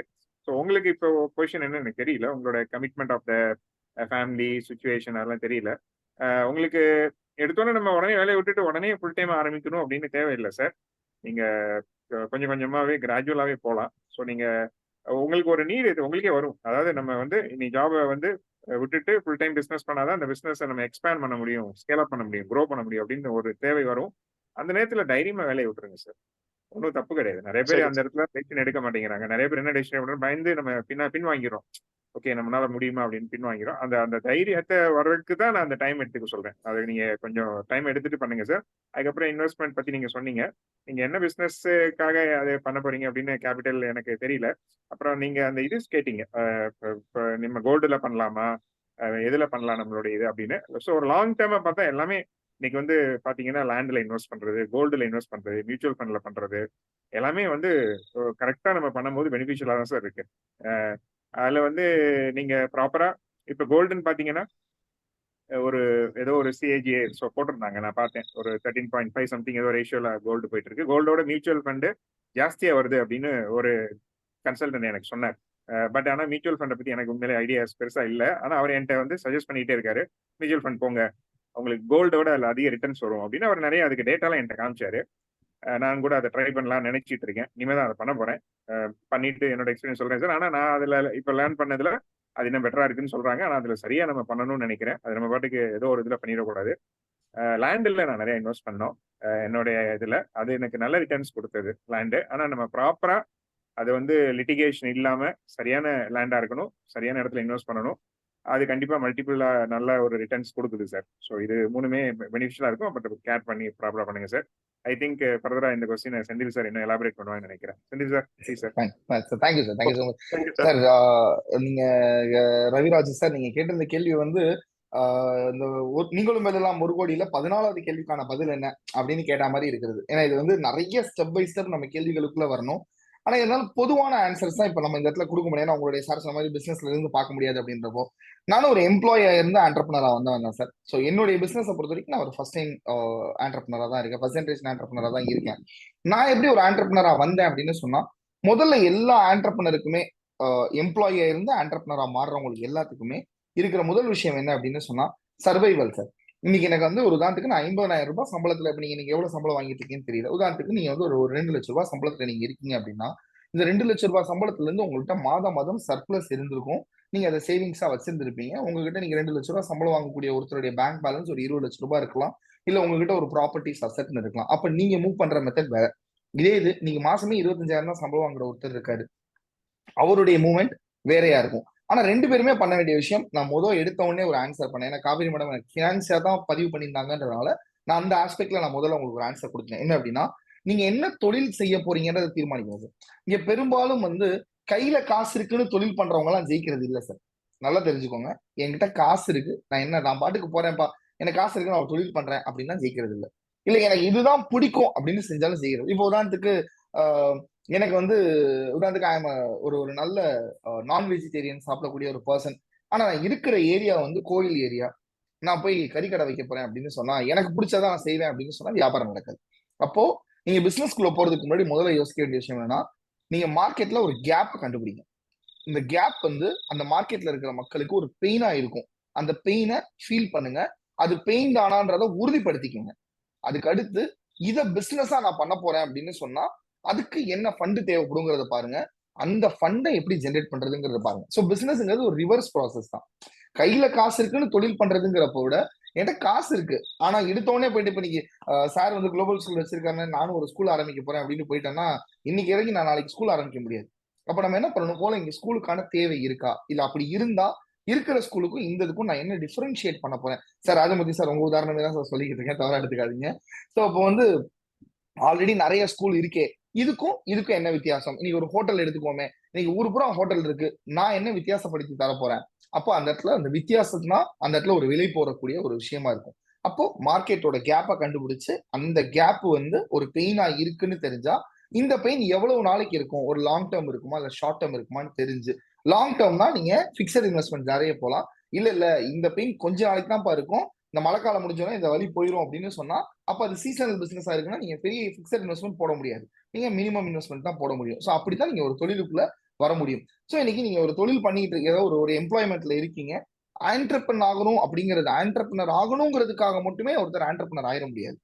இந்த மார்க்கெட்ல இருக்கிற பெயின் ஐடென்டிஃபை பண்ணி தான் ஒரு அந்த சொல்யூஷன் ப்ரொவைடர் தான். ஒவ்வொரு முதலாளியும் யார் அப்படின்னு சொன்னா சார், ஒரு சொல்யூஷன் ப்ரொவைடர் சார். மார்க்கெட்ல ஒரு பிரச்சனை இருக்கு, இந்த பிரச்சனை என்ன விட்டா யாருமே தீர்க்க முடியாது, நான் தான் தீர்க்கணும், இந்த நாட்டுக்காக ஏதாவது செய்யணும்ன்ற ஒரு ஆர்ப்பரிப்போட வெளியில வந்து ஆரம்பிக்கிறவங்க தான் ஒரு தொழிலா போய் முடியுது. இல்லைன்னா அது ஒரு பொழுதுபோக்கா போயிருக்கு சார். ஸோ இது முதல்ல ரொம்ப முக்கியமான விஷயமா நான் பார்க்கறேன். ரெண்டாவது நீங்க இன்வெஸ்ட்மெண்ட் பத்தி கேட்டிருந்தீங்க சார். இன்வெஸ்ட்மெண்ட் பொறுத்த வரைக்கும் சார் வந்து எனிதிங் இன் லாங் அப்படின்னு சொன்னா லேண்ட் அண்ட் கோல்டு தான். இது மட்டும் தான் இப்போதைக்கு நம்மளால பார்க்க முடியும். நீங்க சார் சொல்றாரு மியூச்சுவல் ஃபண்ட் நல்லா இருக்கும் அப்படின்னு சொல்றாருன்னா மியூச்சுவல் ஃபண்ட் நல்லா இருக்கும், ஷேர் நல்லா இருக்கும்னா ஷேர் நல்லா இருக்கும். ஆனா எப்படி பார்த்தாலும் நாளைக்கு இன் ரிட்டர்ன் வரணும் அப்படின்னு சொன்னா ஒரு லாங்கர் டேர்ம் யோசிக்கிறீங்க அப்படின்னா தான் இது எல்லாமே உங்களுக்கு பயன் தரும் சார். மியூச்சுவல் ஃபண்டா இருந்தா கூட லாங் டேர்ம் யோசிக்கிறீங்கன்னா, நீங்க ஷார்ட் டேர்ம் யோசிக்கிறீங்க அப்படின்னு சொன்னா இந்த ஷார்ட் டேர்முக்கு வந்து பெரிய அளவுல இன்னைக்கு வந்து நீங்க இன்வெஸ்ட்மெண்ட்டை பத்தி யோசிக்கிறதுங்கிறது கொஞ்சம் கஷ்டமான விஷயம் தான் சார். ஸோ உங்ககிட்ட எவ்வளவு இருக்குங்கிறத பொறுத்து தான் அடுத்து அதை பத்தியும் பார்க்க முடியும். அண்ட் தேர்ட் அண்ட் மோஸ்ட் நீங்க கேட்டது என்ன பிசினஸ்குள்ள வரலாம், சர்வீஸா மேனுஃபேக்சரிங்கான்னு. அகைன் இது வந்து சட்டியில இருக்கிறது தகுந்த மாதிரி ஆப்பைக்குள்ள வரும் சார். இன்னைக்கு நீங்க உங்ககிட்ட இப்ப நான் பிசினஸ் ஆரம்பிக்கும் போது பீங்க கன்சல்டன்ட் வந்து எனக்கு நிறைய என்ன தேவைப்படுதுன்னா சார், நான் ஒரு ஒரு 20-25,000 ரூபாய் சம்பளம் வாங்கிக்கிட்டு இருந்த ஒரு எம்ப்ளாயியா இருந்தேன். நான் என்ன பண்றேன், நான் வெளியில குவிட் பண்ணிட்டு நான் வர்றேன். குவிட் பண்ணிட்டு வரும்போது எங்க அப்பா எனக்கு சோறு போடுறதுக்கு ரெடியா இருக்காரு. நான் எங்க அப்பாவோட வீட்டுல தான் நான் தங்கிக்கிட்டு இருக்கேன். எனக்கு நான் சம்பாதிச்சே ஆகணுன்ற கட்டாயம் எனக்கு எதுவும் இல்லை. எனக்கு ஒரு 10,000 ரூபாய் இருந்துச்சுன்னா போதும், என்னுடைய போனை ரீசார்ஜ் பண்ணிட்டு நானும் ஜாலியா சுத்திட்டு இருந்துட முடியும். நான் வெளியில வர்றேன், கன்சல்டன்ட் ஆகிறதுக்காக முயற்சிகள்ல இறங்குறேன். முயற்சிகள்ல பயணிச்சுட்டு இருக்கும்போது எனக்கு 10,000 வருது, 15,000 வருது, 20,000 வருது. இப்படியா வளர வளரதான் நான் வந்தேன். ஆனா அதுக்கு ஒரு 2 வருடம் 3 வருடம் நான் காலங்கள் எடுத்துக்கிட்டேன். அந்த 2 வருஷம் என்கிட்ட இருந்துச்சு. ஏன்னா எங்க அப்பா எனக்கு சோறு போட்டாரு. அந்த இடைப்பட்ட காலத்துல எனக்கு கல்யாணமும் பண்ணி வச்சுட்டாரு. பெத்த கடன் சொல்லி ஒண்ணு இருக்கு இல்லையா, மத்த கடன் அடைக்கிறோமோ இல்லையோ பெத்த கடன் அடைச்சே தீரணும். எங்க அப்பாவும் வந்து கௌரவமா எனக்கு ஒரு கல்யாணமும் பண்ணி வச்சுட்டாரு. ஆனா என்னால எந்த சம்பாத்தியத்துக்குள்ளயும் போக முடியல. ஸ்டில் நான் பட்னி கிடக்கல. அப்போ அது எனக்கு ஒரு அட்வான்டேஜா இருந்தது. இந்த அட்வான்டேஜ் இருந்தா time is an investment, service இண்டஸ்ட்ரிக்குள்ள போக முடியும். இல்ல நீங்க போக போறதுங்கிறது ட்ரேடிங்கா போக போறீங்க அப்படின்னு சொன்னா, நான் ஏற்கனவே சொன்ன மாதிரி ஒர்க்கிங் கேபிட்டல் இல்லாம ட்ரேடிங்கான இதுல நீங்க போகவே முடியாது. மேனுஃபேக்சரிங்குள்ள போறீங்க அப்படின்னா பிக்சட் கேபிட்டல் இல்லாம போக முடியாது. நல்லா புரிஞ்சுக்கோங்க சார். ட்ரேடிங்குள்ள போனா ஏன் ஒர்க்கிங் கேபிட்டல் இல்லாமன்னு சொல்றேன்னா, ஒரு ட்ரேடிங்னா ஒரு பொருளை வாங்கி நீங்க மாத்தி விற்க போறீங்க அப்படின்னு சொன்னா இடம் ஒரு குடோனை பிடிச்சு கூட நீங்க பொருளை மாத்தி கொடுத்துடலாம். இன்னைக்கு நீங்க வந்து நம்ம ஜேகே முத்து சார்ட்ட கேட்டு நீங்க வந்து சாம்பிராணி எக்ஸ்போர்ட் பண்றேன் சார் அப்படின்னு கேட்டீங்க அப்படின்னா தாராளமா அவர்கிட்ட இருந்து நீங்க வாங்கிக்கலாம், வாங்கி கொடுத்துடலாம். இவர்கிட்ட நீங்க ஒரு விலைக்கு வாங்கி நீங்க இன்னொரு விலைக்கு நீங்க விற்கிறீங்க அப்படின்னு வித்துக்கலாம். சரிங்களா? ஆனா இதுக்கு உங்களுடைய ஒர்க்கிங் கேபிட்டல் ரொம்ப ரொம்ப முக்கியம். ஏன்னா வாங்கி கொடுத்து அந்த பணம் வர்ற வரைக்கும் இருக்கணுங்கிறது. ஆனா இதே இது நீங்க இன்வெஸ்ட்மெண்ட் பெருசா இருந்துச்சுன்னா நீங்க மேனுஃபேக்சரிங்குள்ள போகலாம். ஏன்னா மேனுஃபேக்சரிங்கிறது ஒரு ஃபிக்ஸட் இன்வெஸ்ட்மெண்ட் டிமாண்ட் பண்ணுது, ஒரு ஃபேக்டரி டிமாண்ட் பண்ணுது, ஒரு எக்யூப்மெண்ட்ஸ் மிஷினரிஸ் டிமாண்ட் பண்ணுது. ஸோ இதை பொறுத்து தான் உங்களுடைய துறைகளை நீங்க தீர்மானிக்க முடியும் சார். ஏதோ நீங்க கேட்டதை ஒரு பொதுவான கேள்விக்கு ஒரு பொதுவான உதாரணங்களோட ராஜமூர்த்தி சார் சொன்ன பதிலோட சேர்த்து இந்த பதில நான் சொல்லியிருக்கேன் சார். இது அக்யூரேட்டா இருக்கும்ன்றது நிச்சயம் கிடையாது. Thank you. Okay sir, thank you sir, thank you sir. ஏன்னா நம்ம ஒர்க் பண்ணிட்டு இருக்கிறப்ப நமக்கு பிசினஸ்ல இறங்குறதுன்னா ஒரு ஃபியர் வருது, நம்பர் 1. அப்புறம் பாத்தீங்கன்னா ஓகே ஒர்க் பண்ணிட்டு இருக்கப்ப 2-3 தடவை ட்ரை பண்ணதுல ஃபெயிலியர் ஆயிடுச்சு. ஸோ நமக்கு அந்த கான்ஃபிடென்ட் வர்றது இல்லை. அதனாலதான் சார் நான் இந்த கொஸ்டின் ரைஸ் பண்ணேன். Thank you sir, thank you sir. Thank you so much sir. நீங்க கேட்ட கேள்வி இது காவிரி மேம் நீங்க அன்மியூட் பண்ணிட்டீங்கன்னா இந்த ஒரு வார்த்தையை மட்டும் பதிவு பண்ணிடுறேன். பிசினஸ் ஈஸி கிடையாது. நிறைய பேர் இதை தவறா சொல்லிக்கிட்டு இருக்காங்க. நானே இதை நிறைய கேட்கும்போது என்ன இருக்கு, திடீர்னு காசு இருந்தா ஒரு தொழில் பண்ணிடலாமா? கிடையவே கிடையாது. நீங்க ஒரு நிலையான தொழில் இருக்கீங்க. ஏன் எம்ப்ளாயிஸ் எல்லாருக்குமே தெரியுது பிசினஸ் பண்ணா அதிக லாபம் சம்பாதிக்கலாம்னு சொல்லி. அப்ப எல்லாரும் பிசினஸ் மேன் ஆயிட்டா என்ன ஆகும்? ஏன்னா இது high risk. Business is always high risk. அப்ப ஹை ரிஸ்க் அப்படின்னு சொன்னா நீங்க நம்மளுடைய கமிட்மெண்ட் எப்படி இருக்குங்கிறத பாத்துக்கோங்க. அந்த கமிட்மெண்ட்டை வச்சுதான் நீங்க பண்ணணும். நான் சொன்ன மாதிரி நான் பிசினஸ்குள்ள வரும்போது நான் ஒரு பேச்சுலர், எனக்கு எங்க அப்பா இருக்காரு, எங்க அப்பா எனக்கு கல்யாணம் பண்ணி வைக்கிறாரு, எங்க அப்பா எனக்கு சோறு போடுறாரு. அப்போ என்னால தைரியமா பண்ண முடிஞ்சது. அப்ப இந்த பலன், இந்த பேக் போன் எனக்கு இல்லை அப்படின்னு சொன்னா இன்னைக்கு நான் பிசினஸ் மேன் கிடையாது. 20,000 ரூபாய் சம்பளத்துல இருந்து ஒரு 2,000 ரூபாய் கூட கொடுத்துருந்தா நான் அடுத்த வருஷம் 22,000 ரூபாய்க்கு சம்பளத்துக்கு எம்ப்ளாயியா கண்டினியூ பண்ணிருப்பேன். 10 வருஷம் கழிச்சு இன்னைக்கு வரைக்கும் எனக்கு ஒரு 45,000 சம்பளம் கிடைச்சிருந்துச்சுன்னா மதுரைக்குள்ள இந்த ஒரு படத்துல சொல்ற மாதிரி காலைல 9 மணிக்கு போனோமா, 6 மணிக்கு 7 மணிக்கு வீட்டுக்கு வந்தோமா, ஐபிஎல் மேட்சை பார்த்தோமா, ஃபேனை போட்டு தூங்கணுமா அப்படின்னு ஜாலியா இருந்திருப்பேன் நான். ஆனா அந்த 3 வருடம் இருக்கு இல்லையா, அந்த 3 வருடம் 4 வருடம் உழைக்கிறோம் இல்லையா, அந்த உழைப்புல பணமின்மை மட்டும் இல்ல சார், நிறைய அவமானங்களையும் சந்திக்க வேண்டியிருக்கும். அதை கடந்து வர்றதுக்கான பக்குவம், அதுக்கான சூழலும் குடும்பத்துல இருந்தால் பிசினஸுக்கு வாங்க. இல்லைன்னா பிசினஸ் மேன் ஆகுறேன்னு போறவங்க நிறைய பேர் ஜெயிச்சுட்டா பெரிய விஷயம், தோத்துட்டா குடும்பமே கஷ்டத்துல நிக்கும். ஜாக்கிரதையா முடிவு. பயமுறுத்தல அலர்ட் பண்றேன். Right sir, thank you sir, thank you very much. Right sir. இந்த இடத்துல நான் ஒரு ஆட் பண்ண விரும்புறேன். அடிக்கடி சொல்லுவாரு என்னன்னா, நீங்க ஒரு பிசினஸ் பண்ண போறேன் அப்படின்னா ஃபர்ஸ்ட் வந்து நீங்க அந்த பிசினஸ் மார்க்கெட்டிங்ல போயிட்டு வேலை பாருங்க. இல்ல ஒரு கம்பெனி வைக்க போறோம்னா அந்த கம்பெனி என்ன ப்ரொடியூஸ் பண்ணுதோ அந்த ப்ராடக்ட்டை போய் விற்கிறதுக்கு ஒரு எக்ஸ்பீரியன்ஸ் எடுத்துக்கங்க. அதுக்கப்புறம் நீங்க அந்த ப்ராடக்ட்டை செய்யுங்க பாரு. அதே போல நீங்க ஒரு பிசினஸ் பண்றேன்னா அந்த ஒரு பொருளை விற்கிறோம்னா நீங்க அந்த பொருளை வாங்கி விற்கிறதுக்கு அது ஒரு எக்ஸ்பீரியன்ஸ் மாதிரி ஒரு மார்க்கெட்டிங்கை ஃபர்ஸ்ட் கத்துக்குங்க, அதுக்கப்புறம் நீங்க அந்த எதா இருந்தாலும் செய்யுங்க அப்படின்னு சொல்லுவாரு. அது நான் அந்த இடத்துல ஆட் பண்ண விரும்பினேன். மேடம் நெக்ஸ்ட் கேள்வி வந்து நிறைய பொதுவா எல்லாருமே கேட்டிருக்காங்க, நோ டீம் அப்படின்னு இருக்காங்க. எனக்கு வந்து டீமே அமைய மாட்டேங்குது, என்ன பண்றதுன்னு தெரியல அப்படின்னு சொல்லி கேட்டிருக்காங்க. பத்மநாபன் சார் வந்து ஹேண்ட் ரைஸ் பண்ணிருக்காங்க, அவங்கள கேட்க விட்டுருவோமா? ஓகே, இருக்காரா பத்மநாபன் சார்? ஹேண்ட் ரைஸ் பண்ணல, அதனால நான் கேட்டேன். பரவாயில்ல. Hello hello please sir. கேக்குதா சார்? கொஞ்சம் சவுண்டா பேசுங்க. பேசுங்க. கேக்குதா sir? Yes sir, yes sir. Sir கேக்குதா? ஓகே ஓகே சார், என்னோட கொஸ்டின் வந்து இந்த ஏஞ்சல் இன்வெஸ்டர்ஸ் அப்படின்னு சொல்றாங்களா சார், அவங்கள பத்தினது. அது நிறைய பேருக்கு அதை பத்தி தெரியறது இல்ல. இந்த ஏஞ்சல் இன்வெஸ்டருங்கிற ஒரு அந்த ஃபினாமினான் தமிழ்நாட்டில் எந்த அளவுக்கு இருக்குது, அது எந்த அளவுக்கு வந்து புதுசா தொழில் பண்றவங்களுக்கு உபயோகமா இருக்கும் அப்படிங்கிறத பத்தி கொஞ்சம் சொன்னா எல்லாரும் தெரிஞ்சுக்குவாங்கன்னு நினைக்கிறேன் சார். அதுக்கு அடுத்தபடியாக ஒரு நீங்க முடிஞ்சா இந்த ஏஞ்சல் இன்வெஸ்டர் மூலமா நடந்த ஒரு நல்ல சக்சஸ் ஸ்டோரி, அது இன்னொன்று வந்து அதுல போய் கொஞ்சம் சிரமப்பட்டவங்க ஏதாவது இருந்தா ஷேர் பண்ணலாம் sir. Thank you sir. Sir Padmanabhan sir, உங்களுக்கு நம்ம ஏஞ்சல் இன்வெஸ்டர்ஸ் பத்தி டெட்கோட பழைய வீடியோஸ் இந்த எபிசோட்ஸ்ல பாத்தீங்கன்னாவே நிறைய ஏஞ்சல் இன்வெஸ்டர்ஸ் நம்ம ஃபோரம்லயே பேசியிருக்காங்க. நேட்டிவ் லீடு ஃபவுண்டேஷன் சொல்லி அதுல தமிழ்நாட்டுல இன்னைக்கு சிறப்பா செயல்பட்டு இருக்கிற ஒரு ஏஞ்சல் இன்வெஸ்டர்ஸோடைய ஃபோரம் அது. ஸோ அவங்க வந்து எப்படி வந்து ஒரு ஒரு உங்களை மாதிரி இப்போ ஒரு புதுசா ஒருத்தர் வந்து ஒரு ஐடியாஸ் கொண்டு வந்து பிசினஸ் பண்ண வர்றாருன்னா அவருக்கு நாங்க எப்படி இன்வெஸ்ட் பண்ணுவோம், எந்த அடிப்படையில அது ஜெயிக்குமா ஜெயிக்காதான்னு நாங்க முடிவு பண்ணுவோம் அப்படிங்கறதெல்லாம் நிறைய கைட் பண்ணிருக்காங்க. ஸோ இது வந்து ஃபாரின் கண்ட்ரீஸ்ல ஒரு 15-20 வருஷத்துக்கு முன்னாடியே இது ரொம்ப பாப்புலரான ஒரு டேர்ம். இன்னைக்கு வந்து ஃபேஸ்புக் அப்படின்னு சொல்லி இருக்கிற ஒரு பெரிய பிசினஸ் வந்து ஏஞ்சல் இன்வெஸ்டர்ஸ் பண்ணனாலதான் இன்னைக்கு அது ஒரு வந்தது. ஏன்னா மார்க் ஜுகர்பர்க் வந்து காலேஜ் ஸ்டூடெண்டா இருந்து வெளியில வந்தோன்னு ஆரம்பிக்கிறாரு கையில காசு இல்லாம. அப்ப 2 ஏஞ்சல் இன்வெஸ்டர்ஸ் தான் அது இன்வெஸ்ட் பண்றாங்க. அப்படி வந்து ஃபாரின் கண்ட்ரில நிறைய சக்சஸ் ஸ்டோரி எல்லாம் இருக்கு. தமிழ்நாட்டுல இந்தியால அதுக்கு சக்சஸ் ஸ்டோரி இருக்கான்னு கேட்டீங்கன்னா இப்ப வந்திருக்கு, நிறைய வந்துட்டு இருக்கு. அதுல நேட்டிவ்லயே நிறைய பேர் நம்மளுக்கு பதிவு பண்ணாங்க. இப்ப நம்ம டெட்கோ டீம்லயே ஏஞ்சல் இன்வெஸ்டர்ஸ் கிட்ட வந்து இன்வெஸ்ட்மெண்ட்ஸ் பண்ணி வாங்கி சக்சஸ் பண்ணிட்டு இருக்கிற மெம்பர்ஸ் எல்லாம் இருக்கிறாங்க. நீங்க அது மாதிரி ஒரு ஏஞ்சல் இன்வெஸ்டர்ஸ் தேடுறீங்கன்னா முதல்ல வந்து உங்களுடைய பிசினஸ் அந்த மாடலை வந்து ரெடி பண்ணுங்க. அதை எப்படி வந்து அந்த ஐடியாவை வந்து ஒரு ஏஞ்சல் இன்வெஸ்டர் வேலிடேட் பண்ணுவாங்க அப்படிங்கறத நம்ம டெட்கோடைய பழைய வீடியோஸ் பாத்தீங்கன்னாலே தெரியும் சார். அது உங்களுக்கு நல்ல கைடா இருக்கும்னு நான் நினைக்கிறேன். செந்தில் சார், நீங்க இதுல கொடுக்கணும் சார். நீங்க தான் சார் இதுக்கு பெட்டர் பர்சன் ஆன்சர் பண்றது. கரெக்டாக ஆன்சர் பண்ணிட்டீங்க சார். இது வந்து ஏஞ்சல் இன்வெஸ்டர்ஸ்ங்கிறது ஏஞ்சல் மாதிரி சார், அவங்க வானத்துல இருந்து குதிச்சு வருவாங்க. அதனால வந்து நம்ம கொஞ்சம் காத்துட்டு இருக்க வேண்டியிருக்கும். இதுல வந்து இந்த இன்வெஸ்ட்மெண்ட் அப்படின்னு பார்க்கும்போது நிறைய இடங்கள்ல யோசிக்கிறோம் சார். இந்த இன்வெஸ்டர்ஸ் எப்படி சூஸ் பண்ணுவாங்க?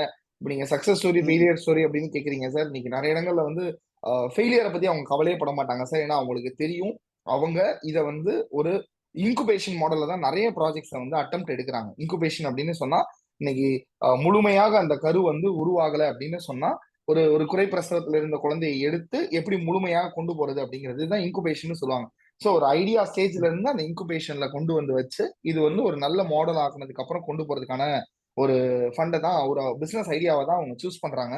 இதுல ஒரு விஷயம் வந்து என்ன அப்படின்னா ரொம்ப முக்கியமா பாக்குறதுங்கிறது, இன்னைக்கு ஒவ்வொரு ஆண்டர்பிரனர்ஸும் வந்து மீ டூ பிசினஸ் ஆரம்பிக்கிறாங்க. அதுக்கு ஒரு இன்வெஸ்ட்மெண்ட் எதிர்பார்க்கறாங்க சார். மீ டூ பிசினஸுக்கு இன்வெஸ்ட்மெண்ட் கிடைக்காது சார். மீ டூ பிசினஸ்னா என்ன?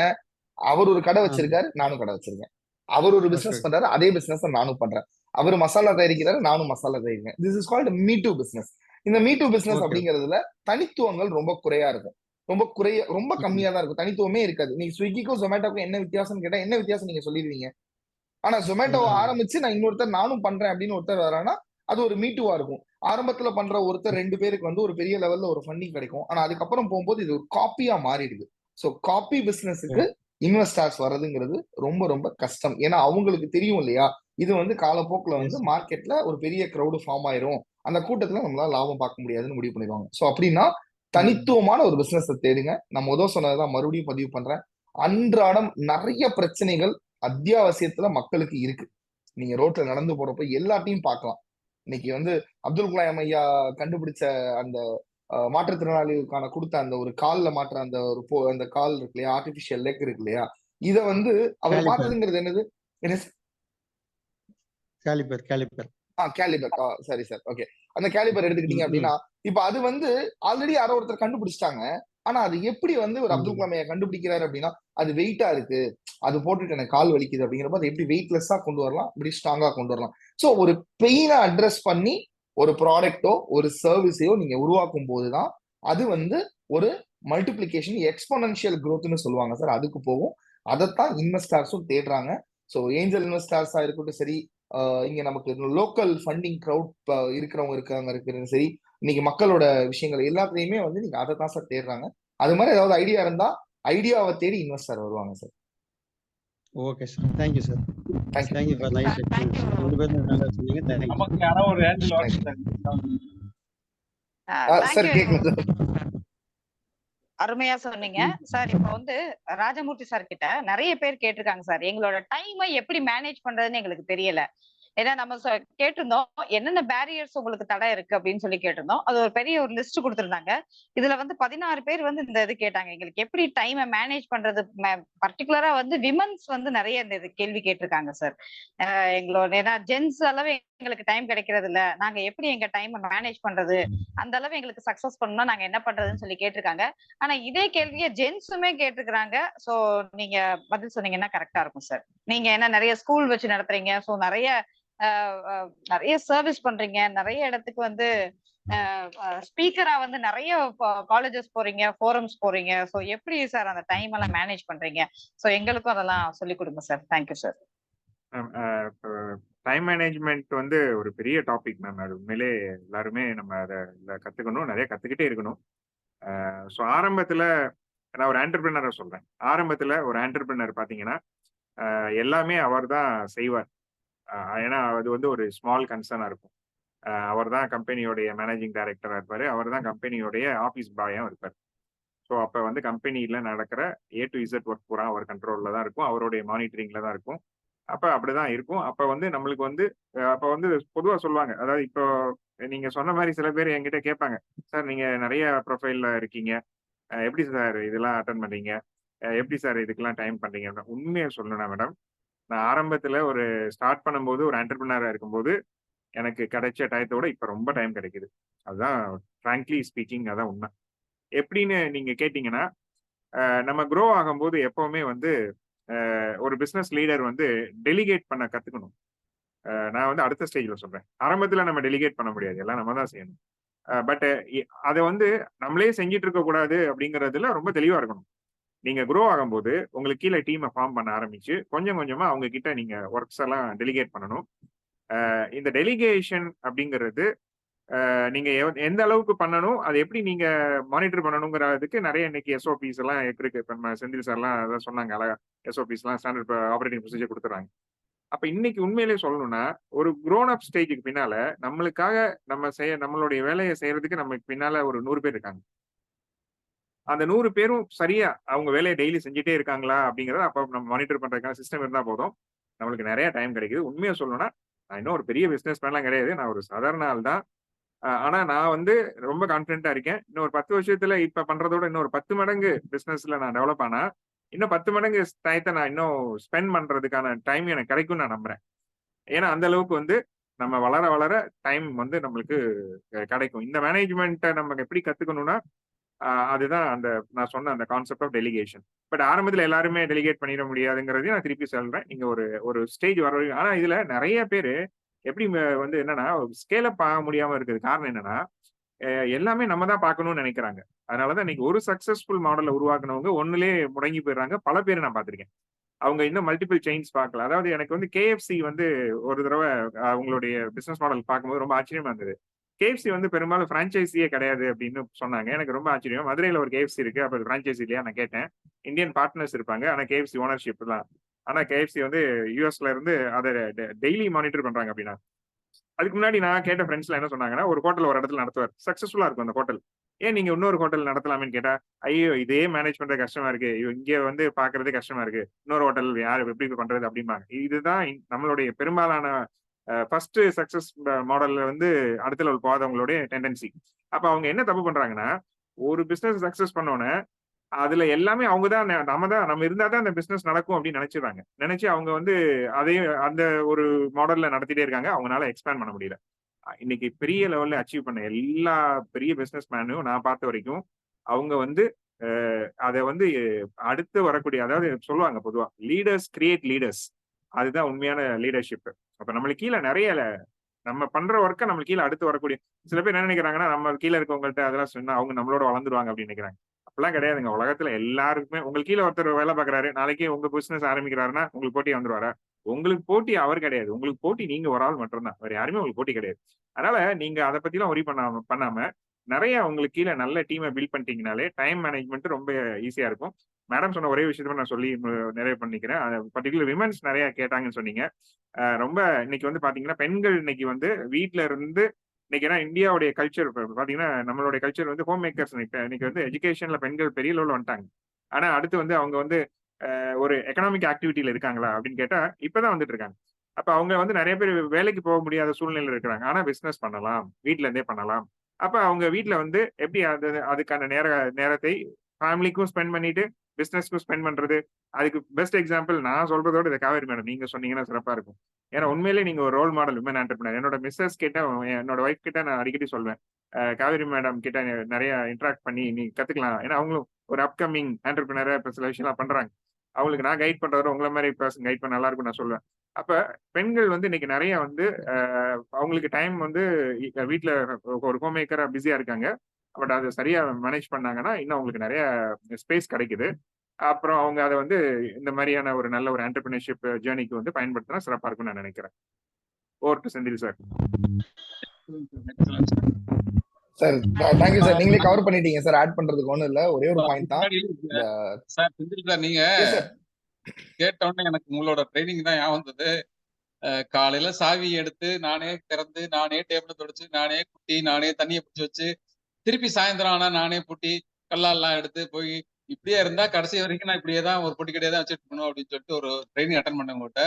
இந்த ஆட்டோ பைலட் மோட், அந்த ஆட்டோ பைலட் மோட பத்தி ஒரு நீங்க சுருக்கமா கொஞ்சம் சொல்லிட்டு இந்த கேள்வியை முடிச்சலாம். Super sir, fine sir. Auto pilot mode அப்படிங்கிறது வந்து ரொம்ப கிளியரா சொல்லணும்னா, நான் செய்யற வேலையை இன்னொருத்தருக்கு எப்படி ஒப்படைக்கலாம் அப்படிங்கறத தெரிஞ்சுக்கிறது தான் சார் ஆட்டோ பைலட் மோட்.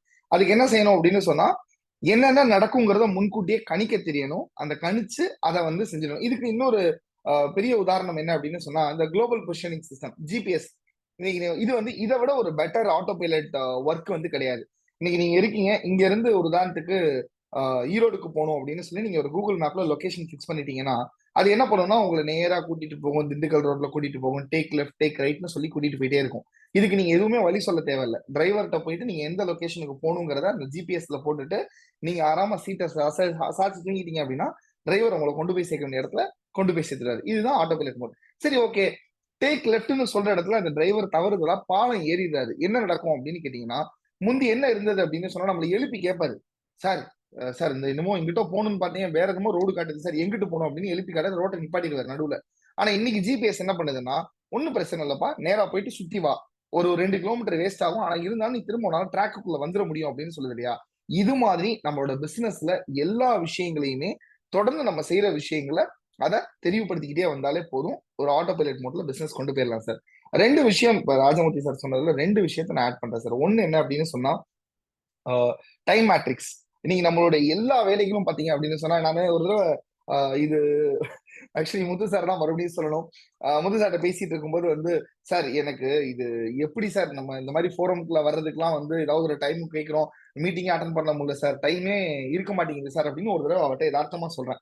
அவர்கிட்ட சொன்ன உடனே அவர் என்ன சொன்னாரு அப்படின்னா, ரொம்ப பொறுமையா, ஏன்னா உங்களுக்கு தெரியும் நிறைய பேர் நீங்க முத்து சார் பேசுறது கவனிச்சிருப்பீங்க, நம்ம பேசுறத பூரா முதல் நிமிஷமே அவருக்கு பதில் தெரிஞ்சிடும். ஆனா பொறுமையா இருப்பாரு கேட்டுட்டு, இல்ல சார் இப்போ நாங்கெல்லாம் சொல்றோம் டைம் இல்லைன்னு சொன்னா அது ஓரளவுக்கு தப்பு இல்ல, ஆனா நீங்க சொன்னா அது தப்பு இல்ல, உங்களுக்கு எப்படி சார் டைம் இல்லை நீங்க சொல்ல முடியும் அப்படின்னு கேட்டாரு. எனக்கு அப்பதான் யோசிச்சேன், ஆமா இல்ல நம்ம எப்படி அதை சொல்லலாம் அப்படின்னு. அப்பதான் ஒரு சொந்த புரிதலுக்குள்ள நான் உள்ளாக்கப்பட்டேன். என்ன அப்படின்னா, எனக்கு எதெல்லாம் எனக்கு பிடிச்சிருக்கோ பர்சனலா அது எல்லாமே என்னோட டைமை ஜாஸ்தி கன்சியூம் பண்ணுது. ஆனா அது பிசினஸுக்கு ப்ரையாரிட்டி இல்லை. என்னோட ப்ரையாரிட்டி உதாரணத்துக்கு சினிமாவுக்கு போகணும், ஃப்ரெண்ட்ஸோட ஜாலியா சுத்தணும், ஒரு ஹோட்டலுக்கு ஃபேமிலியோட டைம் ஸ்பெண்ட் பண்ண போகணும், டூருக்கு போகணும். இதெல்லாம் என்னுடைய தனிப்பட்ட செந்தில்ங்கிற ஒரு தனிப்பட்டவனுடைய தேடலா இருக்கு. ஆனா இதே இது ஒரு ப்ரோலைட் கம்பெனில இருந்து ஒரு டைரக்டரா யோசிக்கும் போது எப்படி இருக்கு அப்படின்னு சொன்னா, கிளைண்ட் பார்க்கணும், இந்த மாதிரி மீட்டிங்ஸ் அட்டன் பண்ணணும், லேர்னிங் நிறைய எடுத்துக்கணும் அப்படின்னு தெரியுது. இது ரெண்டுமே முரணாவே இருக்கு. ஒரு பிசினஸ் மேனுக்கு இந்த முரணை சரியா பார்க்க தெரிஞ்சு அதை புரிஞ்சுக்கிட்டு இன்னைக்கு எது முக்கியம், என்னுடைய பிசினஸ் இயக்கத்துக்கு நான் இருந்தாதான் போகும் அப்படின்னா அதை ப்ரையாரிட்டிலையும், இல்ல இன்னைக்கு எனக்கு பிசினஸ்ல எனக்கு ஒரு கேப் இருக்கு, நான் அந்த கேப்புக்கு நான் வந்து என்னோட டைமை நான் லெஷரா யூஸ் பண்றேன் அப்படின்னு சொல்லி பிரிச்சு பார்க்கணும். இதை பிரிச்சு பார்க்கறதுக்கு என்ன பண்ணணும், டைம் மேட்ரிக்ஸ் போட்டு பார்க்கணும். டைம் மேட்ரிக்ஸ்ல என்ன சொல்லுது, அர்ஜென்ட்டான வேலை, இம்பார்ட்டன்டான வேலை. அர்ஜென்ட்டான வேலைன்னா உங்களுக்கு தெரியும் இப்பவே செய்யணும். இம்பார்ட்டன்டான வேலைன்னா நீங்க தான் செய்யணும்னு இருக்குன்னா அதை உடனே செஞ்சிருங்க. இல்ல அர்ஜென்ட்டான வேலை ஆனா நீங்க தான் செய்யணும்னு அவசியம் கிடையாது அப்படின்னு சொன்னா அதை இன்னொருத்தட்ட ஒப்படைச்சிருங்க, அதை அவர் செய்ய போறாரு. அடுத்து நாட் அர்ஜென்ட் இம்பார்ட்டன்ட், நீங்க தான் செய்யணும் ஆனா நாட் அர்ஜென்ட், அவசரம் இல்லை, இன்னைக்குல நாளைக்கு பண்ணலாம், நாளைக்கு பண்ணணும்னு இன்னைக்கு தெரியுது இல்ல, அர்ஜென்ட் ஆகிற வரைக்கும் வெயிட் பண்ணாம பிளான் பண்ணுங்க. கடைசியா நாட் அர்ஜென்ட் நாட் இம்பார்ட்டன்ட், தயவு செஞ்சு அந்த விஷயத்த ஒழிச்சிருங்க. ஆனா இந்த நாட் அர்ஜென்ட் நாட் இம்பார்ட்டன்ட் நீங்க தான் செய்யணும்னு இல்ல, அவசரமும் இல்ல இருக்கு இல்லையா, அதுதான் ரொம்ப சுவாரஸ்யமா இருக்கும். நம்மள ரொம்ப என்கேஜிங்கா வச்சுக்கும், ஜாலியா இருக்கும். அதோட செய்யும்போது நம்ம டைம் போறதே தெரியாது. இந்த அர்ஜென்ட் இம்பார்ட்டன்ட் இருக்கு இல்லையா, அது ஒரு 1/2 மணி நேர வேலையா இருக்கும். ஆனா அந்த 1/2 மணி நேர வேலையை தோக்குறதுக்கே நமக்கு ஒரு மணி நேரம் யோசிப்போம். ஆனா இந்த நாட் அர்ஜென்ட் நாட் இம்பார்ட்டன்ட் இருக்கு இல்லையா, ரொம்ப சுவாரஸ்யமா இருக்கும், ஜாலியா இருக்கும், பொழுது போறதே தெரியாது.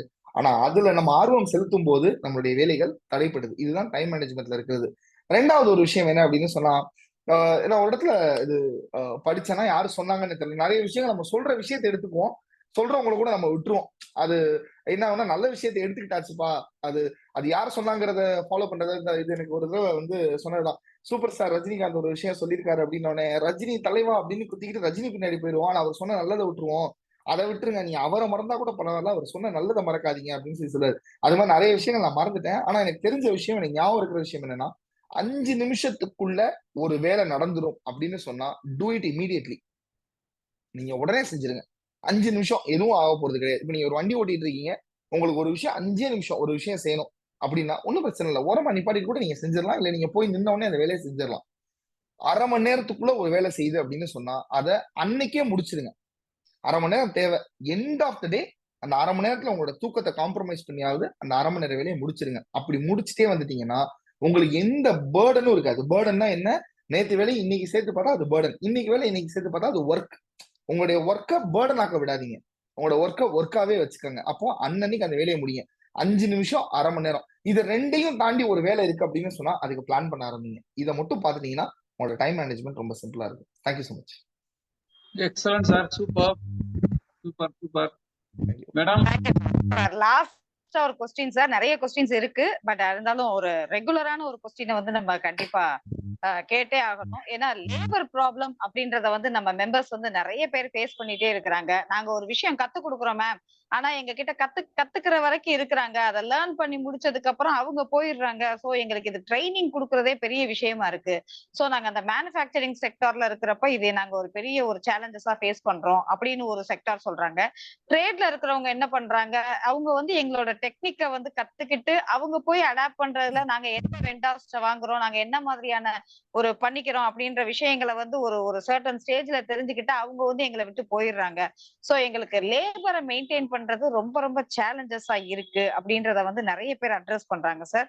அதுக்கு ராஜமூர்த்தி சார், செந்தில் சார் 2 பேருமே சொன்னா கரெக்டா இருக்கும். Thank you sir. Yes madam. அதாவது இன்னைக்கு வந்து லேபர் மேனேஜ்மெண்ட் வந்து ரொம்ப சென்சிட்டிவான விஷயம் தான். பட் அதை நம்ம ப்ராப்பரா ஹேண்டில் பண்ணோம்னா கண்டிப்பா சக்சஸ்ஃபுல்லா பண்ண முடியும்னு நான் நினைக்கிறேன். ஃபர்ஸ்ட் திங் வந்து இப்போ நம்ம வந்து ஒரு ரெக்ரூட் பண்ண போறோம் அப்படிங்கும்போது நம்மளுக்கு வந்து தெளிவா நம்மளுடைய நீட் என்ன அப்படின்னு நம்ம அஸ் அ பிசினஸ் ஓனரா நம்ம புரிஞ்சுக்கணும். நம்ம எதுக்காக ஆள் எடுக்கிறோம், ஸோ இந்த வேலைக்கு எடுக்க போற ஆள் தகுதியா இருப்பாரா அப்படின்னு பார்த்து நம்ம எடுக்கணும். ஏன்னா நிறைய பேர் இந்த இடத்துல பண்ற தப்பு என்னன்னா, ஓகே யாரோ ரெக்கமெண்ட் பண்றாரு, இல்லைன்னா இவர் வேலை கேட்டு வந்திருக்காரு, அவருக்கு ஒரு வேலை கொடுப்போம் அப்படின்னு நினைக்கிறாங்க. பட் அதுக்கு அவர் ஃபிட்டா வரான்னு தெரியாம நம்ம பண்ணோம்னா அந்த இடத்துல தான் ஃபர்ஸ்ட் நம்ம ஃபெயிலியர் ஆகும். ஸோ அதனால நம்ம வந்து இது வந்து ஆக்சுவலா ஸ்டாஃபிங் அப்படின்னு சொல்லி ஒரு மேனேஜ்மெண்ட்ல சொல்லுவாங்க, ஒரு பெரிய கான்செப்ட். ஸோ அதை எப்படி ஸ்டார்ட் பண்றது அப்படிங்கும்போது அதை ரெக்ரூட்மெண்ட் ப்ராசஸ்ல இருந்து அதுக்கான இதை வந்து செஞ்சு அதுக்கப்புறம் நீங்க அவங்களுக்கு ப்ராப்பரா ட்ரைனிங் கொடுத்து அதுக்கப்புறம் நீங்க அவங்களை அந்த பொசிஷன்ல ஃபிட் பண்றீங்க. இப்ப இதையும் தாண்டி நீங்க இதெல்லாம் செய்றீங்க, ஆனா அவர் உங்களோட கம்பெனில கொஞ்ச நாள் இருந்துட்டு போயிடுறாரு அப்படின்னு சொல்றீங்க. அது நிறைய இடத்துல நடக்குது. அப்படிங்கும்போது ஒரு விஷயம் நம்ம புரிஞ்சுக்கணும் மேம். நம்ம எம்ப்ளாயி நம்மளோட டிராவல் பண்றத நிப்பாட்டிட்டு இன்னொரு இடத்துக்கு போறாருன்னா எதனால போறாரு அப்படின்னு நம்ம ஸ்டடி பண்ணணும். சேலரினால போறாரா, இல்ல வேற பிசினஸ் நம்மளுடைய ஒர்க்கிங் என்விரான்மெண்ட் அவருக்கு சூட் ஆகலையா, எதனால போறாருன்னு நம்ம ஸ்டடி பண்ணணும். முடிஞ்ச அளவுக்கு எம்ப்ளாயீஸுக்கு ஒரு நல்ல ஒரு என்விரான்மெண்ட்டை ஒரு பிசினஸ் ஓனரா நம்ம கிரியேட் பண்ணணும். அது நம்ம வந்து செஞ்சுட்டோம்னாலே இந்த ப்ராப்ளம் ஆஃப் அட்ரிஷன் வந்து குறைஞ்சிரும். இன்னொரு விஷயம் என்னன்னா, அவங்களுக்கு வந்து நம்ம கம்பெனி வந்து இப்ப நம்ம வந்து ஒரு பிசினஸ் பண்றோம்னா நம்ம லாபம் சம்பாதிக்கிறதுல ஒரு part of the main profit வந்து நம்ம எம்ப்ளாயீஸ் பெனிஃபிட்டுக்காக நம்ம கண்டிப்பா கான்ட்ரிபியூட் பண்ணிட்டே இருக்கணும். அப்பதான் வந்து நம்மளும் க்ரோ ஆக முடியும். அவங்களுக்கு ஒரு சென்ஸ் ஆஃப் ஃபீலிங் வரும். என்ன ஃபீலிங் வரும்னா, ஓகே இந்த கம்பெனி நம்மள நல்லா கேர் பண்ணிக்கிறாங்க. இப்போ உதாரணத்துக்கு இப்ப அவங்களுடைய இப்போ நீங்க ஒண்ணும் இல்ல, ஒரு சரவண பவன் அப்படின்னு ஒரு ஹோட்டல் சென்னையில இருக்குன்னா, அந்த ஹோட்டல்ல இருந்து எனக்கு தெரிஞ்சு சொல்லுவாங்க, ரொம்ப காலமா நான் சொல்றது இல்ல, ஓல்டு கேஸ் ஸ்டடி தான். அந்த ஹோட்டல்ல இருக்கிற சர்வர்ஸ் எல்லாம் எத்தனையோ ஹோட்டல்ல இருக்காங்க. சர்வரா இருக்கிறாங்க அப்படின்னா அது ஏதோ ஒரு பார்ட் டைமா இருப்பாங்க, அப்புறம் நல்ல வேலை கிடைச்சா போயிடுவாங்க. ஆனா அந்த ஹோட்டல்ல சர்வரா இருந்து சர்வராகவே பல காலம் இருந்தவங்க இருக்கிறாங்க. காரணம் என்னன்னா, அவங்களுக்கு தேவையான பேசிக் நீட்ஸ் எல்லாத்தையும் அந்த ஹோட்டல் மேனேஜ்மெண்ட் வந்து கொடுக்க ஆரம்பிச்சிட்டாங்க ஒரு ஸ்டேஜ்ல. அவங்க குழந்தைங்களை படிக்க வைக்கிறது, அவங்களுக்கான வீடு கொடுக்கறது, எல்லாமே கொடுக்க ஆரம்பிச்சிட்டாங்க. அவங்க இதோட பெட்டரா வெளியில போய் அவங்க என்னெல்லாம் கிடைக்கணும் அப்படிங்கிற தேவை இருக்கோ அதெல்லாம் அவங்க கொஞ்சம் கொஞ்சமா நீடெல்லாம் ஃபில் பண்ண ஆரம்பிச்சிட்டாங்க. இன்னொரு ஸ்டேஜ்ல என்ன ஆயிரும்னா, உங்க பிராண்ட் எஸ்டாப்ளிஷ் ஆக இந்த இடத்துல நம்ம வேலை பார்க்கறதே நம்மளுக்கான பெருமைன்னு அவங்க நினைக்க ஆரம்பிச்சிருவாங்க. பெரிய கன்சர்ன்ஸ் எல்லாம் அதுலதான். இப்ப அவங்க நம்ம டிவிஎஸ் எல்லாம் மதுரையில நீங்க பாத்தீங்கன்னா லேபர் மேனேஜ்மெண்ட் அவங்கள்ட்ட நிறைய கத்துக்கணும். அவங்க வந்து டிவிஎஸ்க்கு வந்து எனக்கு தெரிஞ்சு சொல்லுவாங்க, இந்த கட்டு தெரியல, அவங்க இண்டஸ்ட்ரியில அவங்க கொடுக்குற சேலரி காம்படிட்டர்ஸோட கம்மி தான். டிவிஎஸ் பண்ற ப்ராடக்ட்ல அவங்க கொடுக்குற சேலரி காம்படிட்டர்ஸோட கம்மி தான். பட் ஆனா நிறைய பேர் டிவிஎஸ் எம்ப்ளாயிஸ் வந்து டிவிஎஸ் விட்டு வெளியில போக மாட்டாங்க. ஏன் அப்படின்னு கேட்டீங்கன்னா, வெறும் சேலரி மட்டுமே உங்களை பைண்ட் பண்ணாது. சேலரியும் தாண்டி நிறைய விஷயங்கள் அங்க வந்து உங்களை பைண்ட் பண்ணும். TVS is taking care of all those activities. அப்ப அந்த எம்ப்ளாய்க்கு இதோட 10,000 ரூபாய் வெளியில கூட சம்பளம் கிடைச்சாலும் அது அவங்களுக்கு பெரிய விஷயம் இல்ல. இந்த நிறுவனத்தை விட்டு நம்ம போகக்கூடாது அப்படிங்கிற முடிவுக்கு வந்துடுறாங்க. அப்ப இது மாதிரி நம்மளுடைய லேபரை எப்படி நம்ம ரீட்டைன் பண்றது அப்படின்னு சொல்லி ஒரு பிசினஸ் ஓனரா நம்ம தெரிஞ்சுட்டோம்னா கண்டிப்பா அதுல நம்ம வந்து சக்சஸ்ஃபுல்லா இருக்கலாம். ஸோ இது ஸ்டார்டிங்ல இருக்கும்போது நீங்க சொன்ன மாதிரி நிறைய பேர் வந்து வர்றாங்க போறாங்க அப்படின்னா, இன்னைக்கு வந்து நிறைய பேர் வேலைக்கு வரும்போதே அவங்களே வந்து ஒரு எத்திக்கல் இல்லாம வர்றாங்க, இப்போ ஒரு ஃபோக்கஸ் இல்லாம வர்றாங்க. முதல்ல நம்ம அவங்கள கொஞ்சம் ஃபோக்கஸ் பண்ண வைக்கணும், எத்திக்கலா அவங்கள மாத்தணும். இதுதான் ட்ரைனிங் அப்படின்னு சொல்றாங்க. அதை நம்ம செஞ்சா இன்னும் பெட்டரா இருக்கும் அப்படின்னு நான் நம்புறேன் மேம். சார் தேங்க்யூ சார், ரொம்ப அருமையா இருந்துச்சு சார். நன்றி சார். செந்தில் சார் உங்களோட. Sir okay ma'am actually sir எல்லாமே கவர் பண்ணிட்டாரு. அகைன் ஆஸ் யூஷுவல் ஒரு 3 பாயிண்ட் மட்டும் சொல்றேன். என்ன அப்படின்னு சொன்னா, இங்க இருக்கிறவங்க நிறைய பேர் இருப்பீங்க, நீங்க கவனிச்சிட்டு இருக்கீங்க, நீங்க நான் கேட்கறதுக்கு நீங்க இப்ப இங்க செவி சாய்க்கிறீங்க இல்லைன்றதெல்லாம் விட்டுருங்க. ஆனா இங்க உங்க மனசுக்குள்ள வச்சுக்கோங்க, நீங்க பாக்குற வேலையை உங்களை விட சிறப்பா ஒருத்தர் பார்க்கவே முடியாதுன்னு நினைக்கிறவங்க எல்லாம் யாரு அப்படின்னு உங்க மனசுல நினைச்சுக்கோங்க. ஆமா அப்படின்னா நீங்க ஒரு தடவை கை தூக்கிங்க. நீங்க பார்த்துட்டு இருக்கிற வேலையை, உங்க தொழில நீங்க இன்னைக்கு ஒரு வேலை பார்த்துட்டு இருக்கீங்க, இந்த வேலையை உங்களை விட சிறப்பா பாக்குறதுக்கு ஒருத்தர் கூட கிடையாதுங்க இந்த உலகத்துல அப்படின்னு யாரெல்லாம் மார் தட்டிக்கிறீங்களோ அவங்க எல்லாம் ஒரே ஒரு தடவை கை தூக்கிக்கீங்க. கை தூக்குனவங்க எல்லாம் என்ன பண்றீங்க அப்படின்னா, கையை அப்படி மேல தூக்கி இருக்கிற கைய இப்படி மடிச்சு இப்படி கொண்டு வந்து உங்களை நீங்களே கொட்டிக்கிங்க. ஏன்னா அந்த எண்ணம் தான் நம்ம எல்லா வேலையும் நம்மளே பாக்குறோம்னு சொல்லி பார்த்து அடுத்தவங்களை வளரவே விடுறது இல்லை நம்ம நிறுவனத்துக்குள்ள. என்னன்னா அங்க எல்லாருக்குமே என்ன ஆயிருது, அவங்க ஒவ்வொருத்தரும் போயிட்டு நீங்க அடுத்தவருக்கு போய் சொல்லிக் கொடுக்கும் போது அவங்க வேலையை இன்னைக்கு ஒரு ஊழியர்கள் எதிர்பார்க்கறாங்கன்னா மரியாதை எதிர்பார்க்கறாங்க சார். மரியாதைனா என்ன, அவங்களுடைய வளர்ச்சி எதிர்காலம் அதாவது நான் 2 விதமான வளர்ச்சி இருக்கணும். இண்டிவிஜுவலா நிறுவனத்துக்குள்ளே இருக்கணும், நிறுவனத்துக்கு வெளியிலே இருக்கணும். நம்ம என்ன பண்ணிடுறோம், நம்ம பாக்குற வேலை தான் ரொம்ப சிறப்பான வேலை அப்படின்னு சொல்லி ஒவ்வொரு ஒரே ஒரு செகண்ட் ஓகே ஒவ்வொரு விஷயத்திலையும் நம்ம என்ன பண்ணிடுறோம் அப்படின்னு சொன்னா, நம்ம வந்து நம்ம பாக்குற வேலை தான் சிறப்புன்னு சொல்லி அவங்க பாக்குற வேலையில குறை சொல்லிக்கிட்டே இருக்கும். அந்த ஏரியா ஆஃப் இம்ப்ரூவ்மெண்ட்ஸ் வேற, நெகட்டிவ் ஐடென்டிபிகேஷன் வேற. நல்லா தெரிஞ்சுக்கோங்க. நீங்க பேசும்போது இதை குறையா சொல்லிக்கிட்டே இருந்தீங்க அப்படின்னு சொன்னா நம்ம தான் பெஸ்ட் நம்ம நினைச்சுக்கிறோம். நம்ம செய்யற அளவுக்கு அவர் செய்ய முடியாதுன்னு நினைச்சுக்கிறோம். ஆமாங்க, உங்க அளவுக்கு செய்ய முடியாதுதான். ஆனா அவர் அந்த இடத்துல என்ன பண்ணிடுவாரு அப்படின்னு சொன்னா, ஒரு கட்டத்துக்கு மேல போகும்போது இவர்கிட்ட இருந்தா நமக்கு பாராட்டே கிடைக்காது, ஆட்டோமேட்டிக்கா அவரு வெளியில போயிடுவாரு. ரெண்டாவது, அவருக்கு வந்து என்ன நடக்குது, நம்ம ட்ரைனிங் அப்படின்னு சொல்லி ஒண்ணு கொடுக்க வேண்டியிருக்கு. என்ன அப்படின்னு சொன்னா, இன்னைக்கு சார் நம்ம ட்ரைனிங் கொடுக்கறதுக்கு நிறைய செலவாகுது சார். சம்பளம் கொடுக்குறோம், ட்ரைனிங் வேற கொடுக்குறோம். என்ன அப்படின்னா, இதுக்கு ஆல்ரெடி இருக்கிற ஒரு ஃபேமஸ் கோட் தான். ஒவ்வொருத்தருக்கும் நீங்க ட்ரைனிங் கொடுக்குறீங்க, அவர் வெளியில போயிட்டாருன்னா என்ன பண்றது அப்படின்னா, நல்லா யோசிச்சுக்கோங்க. நீங்க ஒரு எம்ப்ளாயிக்கு ட்ரைனிங் கொடுத்து அவர் வெளியில போயிட்டா உங்களுக்கு ஏற்படுற நஷ்டத்தை விட, நீங்க அவருக்கு ட்ரைனிங்கே கொடுக்காம அவரை டெவலப்பே பண்ணாம உங்களோடயே கூட்டிட்டு போனா உங்களுக்கு ஏற்படுற நஷ்டம் அதிகம். அப்போ அவர் வெளியில போயிடுவாருங்கிற பயத்துக்காக நீங்க அவருக்கு முழுசா சொல்லி தராமலே இருந்தீங்க அப்படின்னு சொன்னா, அந்த இடத்துல அவரு உங்களுடைய இருப்பாரு. ஆனா உங்களுக்கு உங்களுடைய பணத்தையும் லாபத்தையும் சம்பளமா வாங்கிக்கிட்டே இருப்பாரு. ஆனா அவர் அடுத்து பெருசா வந்து உங்களோட எந்த வளர்ச்சிக்கும் உதவ மாட்டாரு. ஹையர் ஸ்மார்ட்டர் பீப்புள்னு ஒரு வார்த்தை இருக்கு. என்ன, நம்மளை விட அதிகம் தெரிஞ்சவங்க நம்ம வேலைக்கு எடுக்கணுங்கிறாங்க. ஆனா நம்ம என்ன பண்றோம்னா, எனக்கு தான் எல்லாம் தெரியும் நினைச்சுதான் வேலைக்கு ஆள் எடுக்கிறோம். அப்போ வேலைக்கு ஆள் கிடைக்கிறவன் இந்த சொன்ன என்னது பொறிக்கல்ல சம்பளமா கொடுத்தா குரங்குதான் வேலை கிடைக்கும் அப்படின்னு சொல்லி சொல்லுவாங்க. ஆனா நம்ம குரங்கு வேலைக்கு வேணும்னு சொல்லி பொறிக்கல்லையை கொடுத்துட்டு உங்களுக்கு சிங்கம் வேலைக்கு வந்தா எப்படி வரும்? வராது.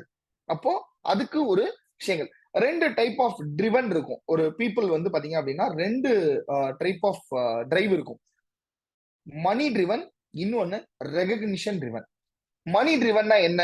சார் எனக்கு அன்றாடம் தேவை, எனக்கு சாப்பிடணும், என் பிள்ளைக்கு ஸ்கூல் ஃபீஸ் கட்டணும், எனக்கு தீபாவளி பொங்கல்னு வருது, திருமண நாள் வருது, பிறந்த நாள் வருது, இன்னைக்கு நல்ல நாள் வந்தா சந்தோஷப்படுறதை விட வருத்தப்படுறவனு பயப்படுறவனு அதிகமாயிட்டே போறாங்க அப்படின்னு சொன்னா அவங்களுக்கு மணி தேவையா இருக்கு. அப்ப மணி ட்ரிவனோட ஃபுல்ஃபில்மெண்ட்டை ஃபர்ஸ்ட் பண்ண ட்ரை பண்ணணும் ஒரு நிறுவனத்துல இருந்து. அப்ப மணி ட்ரிவன் நடந்ததுக்கு அப்புறம் தான் அவருக்கு ரெகக்னிஷன் ட்ரிவன், அதாவது நமக்கு வயிறு பசி தீந்ததுக்கு அப்புறம் தான் ஐயோ நம்ம மேல சட்டை போடலையேன்ற ஒரு எண்ணம் வருமா. அப்ப முதல்ல எனக்கு பசிக்குது, அப்ப பசியை ஃபுல்ஃபில் பண்ணதுக்கு அப்புறம் அதுக்கப்புறம் அவருக்கு சட்டை போடணும். அப்ப ரெகக்னிஷன், கௌரவம் வேணும், மார்க்கெட்ல இருக்கேன் அப்படின்னு சொல்லி தோணுது. அப்ப அந்த கௌரவத்தை நோக்கி அவங்க பயணிக்க வேண்டியிருக்கு. அப்ப நீங்க நிறுவனத்துக்குள்ள அவங்களுக்கு பணத்தை மட்டும் கொடுக்காம அவங்களுக்கு அங்கீகாரமும் சேர்த்து கொடுக்கணும், வளர்ச்சியும் சேர்த்து கொடுக்கணும். சில நேரங்கள்ல பாத்தீங்க அப்படின்னு சொன்னா, எனக்கு நீங்க வந்து அவங்க சேல்ஸ்மேனா இருந்துட்டு இருப்பாங்க, அவங்களுடைய சம்பளம் 18,000 ரூபாயா இருக்கும். ஆனா இன்னொரு இடத்துல சூப்பர்வைசரா கூப்பிடுவாங்க, 15,000 ரூபாய்க்கு வேலைக்கு போயிருவாங்க. ஏன்னா அது சூப்பர்வைசருங்கிறது ஒரு அங்கீகாரம். அப்ப அவருடைய தேடல் அங்கீகாரம். அப்ப உங்ககிட்ட வேலை பாக்குறவங்க எதை தேடிக்கிட்டு இருக்காங்கன்னு பார்த்து அதை ஃபுல்ஃபில் பண்ணுங்க. அதுதான் வந்து உங்களுடைய ஒரு இதுவா இருக்கும். மூணாவது, மூர்த்தி சார் அழகா பதிவு பண்ணாரு என்ன அப்படின்னா, அவங்க உங்க நிறுவனத்தினோட பிராண்டை பாக்குறாங்க அப்படின்னு சொல்லி. இன்னைக்கு நிறைய பேர் வந்து நீங்க எங்க வேலை பாக்குறீங்கன்னு கேட்டா, நான் ஒரு பெரிய நிறுவனத்தினோட பேரை சொல்லணும் அப்படிங்கறது அவங்களுடைய ஒரு ஆசையாவும் இருக்கு. நான் வந்து எங்க வேலை பாக்குறீங்க? நான் டிவிஎஸ்ல வேலை பாக்குறேன். ஓ, டிவிஎஸ் இஸ் அ பிராண்ட் அப்படின்னா. எல்என்டில வேலை பாக்குறேன். எஸ், நான் டிசிஎஸ்ல வேலை பாக்குறேன், சிடிஎஸ்ல வேலை பாக்குறேன். ஏன் உங்க பசங்களே உங்க கூட இருக்கிறவங்க அண்ணன் தம்பி சொந்தக்கார பசங்க எங்க வேலை பாக்குறீங்கன்னு கேட்டா, மதுரையில பேர் தெரியாத ஒரு ஐடி கம்பெனில வேலை பார்த்தா 60,000 ரூபாய் சம்பளம் வாங்குறத விட இன்ஃபோசிஸ்ல போய் 20,000 ரூபாய் சம்பளம் வாங்குறது பெருசு நினைப்பாங்க. ஏன்னா இன்ஃபோசிஸ் அவங்க என்ன நினைக்கிறாங்க, இது பெரிய பிராண்டு, இங்க போனா நான் நிறைய கத்துக்க முடியும், இந்த பிராண்ட்ல வேலை பார்க்கறேன்னு சொன்னா எனக்கு பெருமை. முகம் தெரியாத பேர் தெரியாத ஊர்ல போயிட்டு ஒரு பிராண்ட்ல போய் வேலை பார்க்கறதுங்கிறது எனக்கு ஒரு பெரிய பிராண்ட் கிடையாது. அப்ப இதெல்லாம் யோசிச்சுதான் அவங்க போறாங்க. ஸோ ஒரு டீமை நீங்க சஸ்டெயின் பண்ணணும் அப்படின்னு சொன்னா, முதல்ல நான் தான் எனக்குத்தான் எல்லாம் தெரியும் அவனுக்கு தெரியாதுன்னு குறை சொல்றதை விட்டுட்டு, உங்களுக்கு அவரை விட உங்களுக்கு கூட தெரிஞ்சிருக்குன்னா அவருக்கு சொல்லி கொடுக்கறது உங்களோட ரெஸ்பான்சிபிலிட்டி. அவருக்கு தெரியலைன்னா அவருக்கு தெரியப்படுத்த வேண்டியது உங்களுடைய கடமை அப்படின்னு நினைச்சுக்கோங்க. ரெண்டாவது, ட்ரெயின் பண்றதுங்கிறத குறையே இல்லாம ட்ரெயின் பண்ணிக்கிட்டே இருங்க. அவங்களை எக்ஸ்பர்டைஸ் ஆக உருவாக்கிக்கிட்டே இருங்க. இன்னைக்கு எக்ஸ்பீரியன்ஸ் வேற, எக்ஸ்பர்டைஸ் வேற. எக்ஸ்பீரியன்ஸ்ங்கிறது 100 வருடங்கள் கடந்ததுக்கு அப்புறம் வர எக்ஸ்பீரியன்ஸை உங்களால விலை கொடுத்து வாங்க முடியாது. ஆனா எக்ஸ்பர்டைஸ்ங்கிறது 100 வருஷத்துல அவர் செஞ்ச வேலையை இன்னைக்கு 10 வருஷத்துல ஒருத்தர் செஞ்சு எக்ஸ்பர்டைஸ் ஆக முடியும். அந்த எக்ஸ்பர்டைஸை நோக்கி உங்களோட டீமை ட்ரை பண்ணுங்க. நிறுவனத்தை பிராண்டா மாத்துங்க.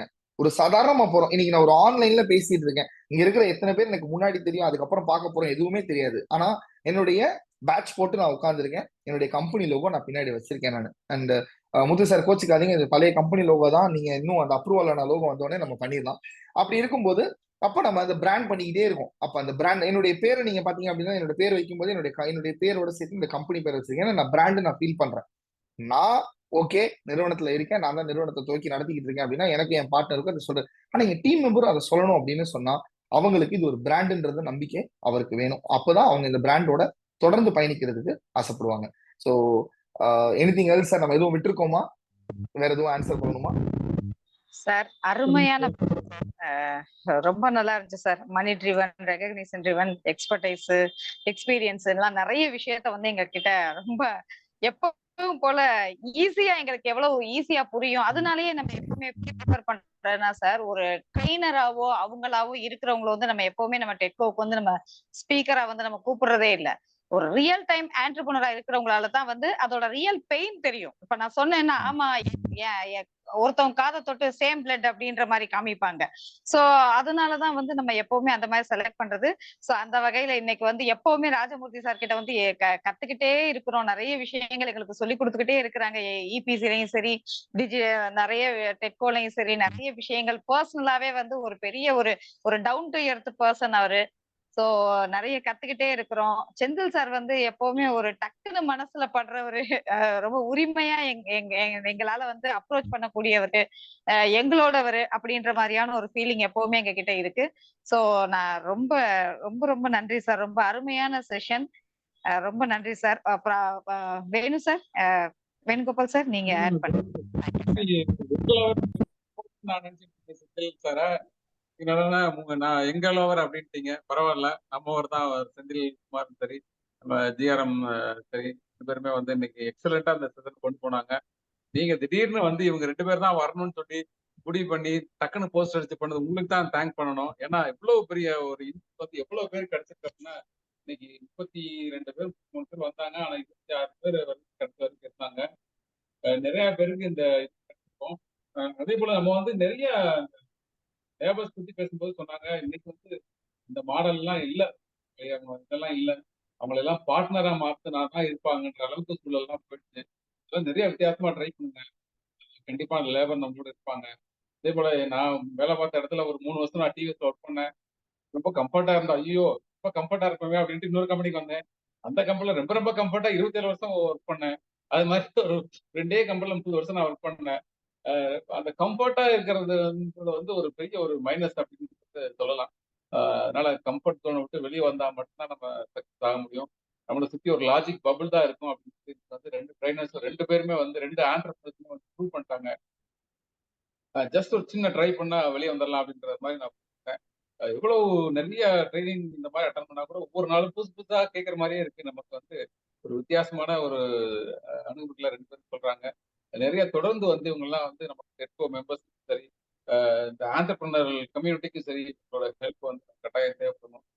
நிறைய செய்வாங்கன்னு எதிர்பார்க்கிறேன். சார் ஃபைனல் வேர்ட்ஸ் நீங்க சொல்லலாமா சார்? ராஜமூர்த்தி சார், உங்க பெர்மிஷனோட நம்ம டெட்கோவோடைய ஃபியூச்சர் ஆக்டிவிட்டிஸை பத்தி ஒரு சின்ன ஹைலைட் பண்ணலாம்னு நினைக்கிறேன்.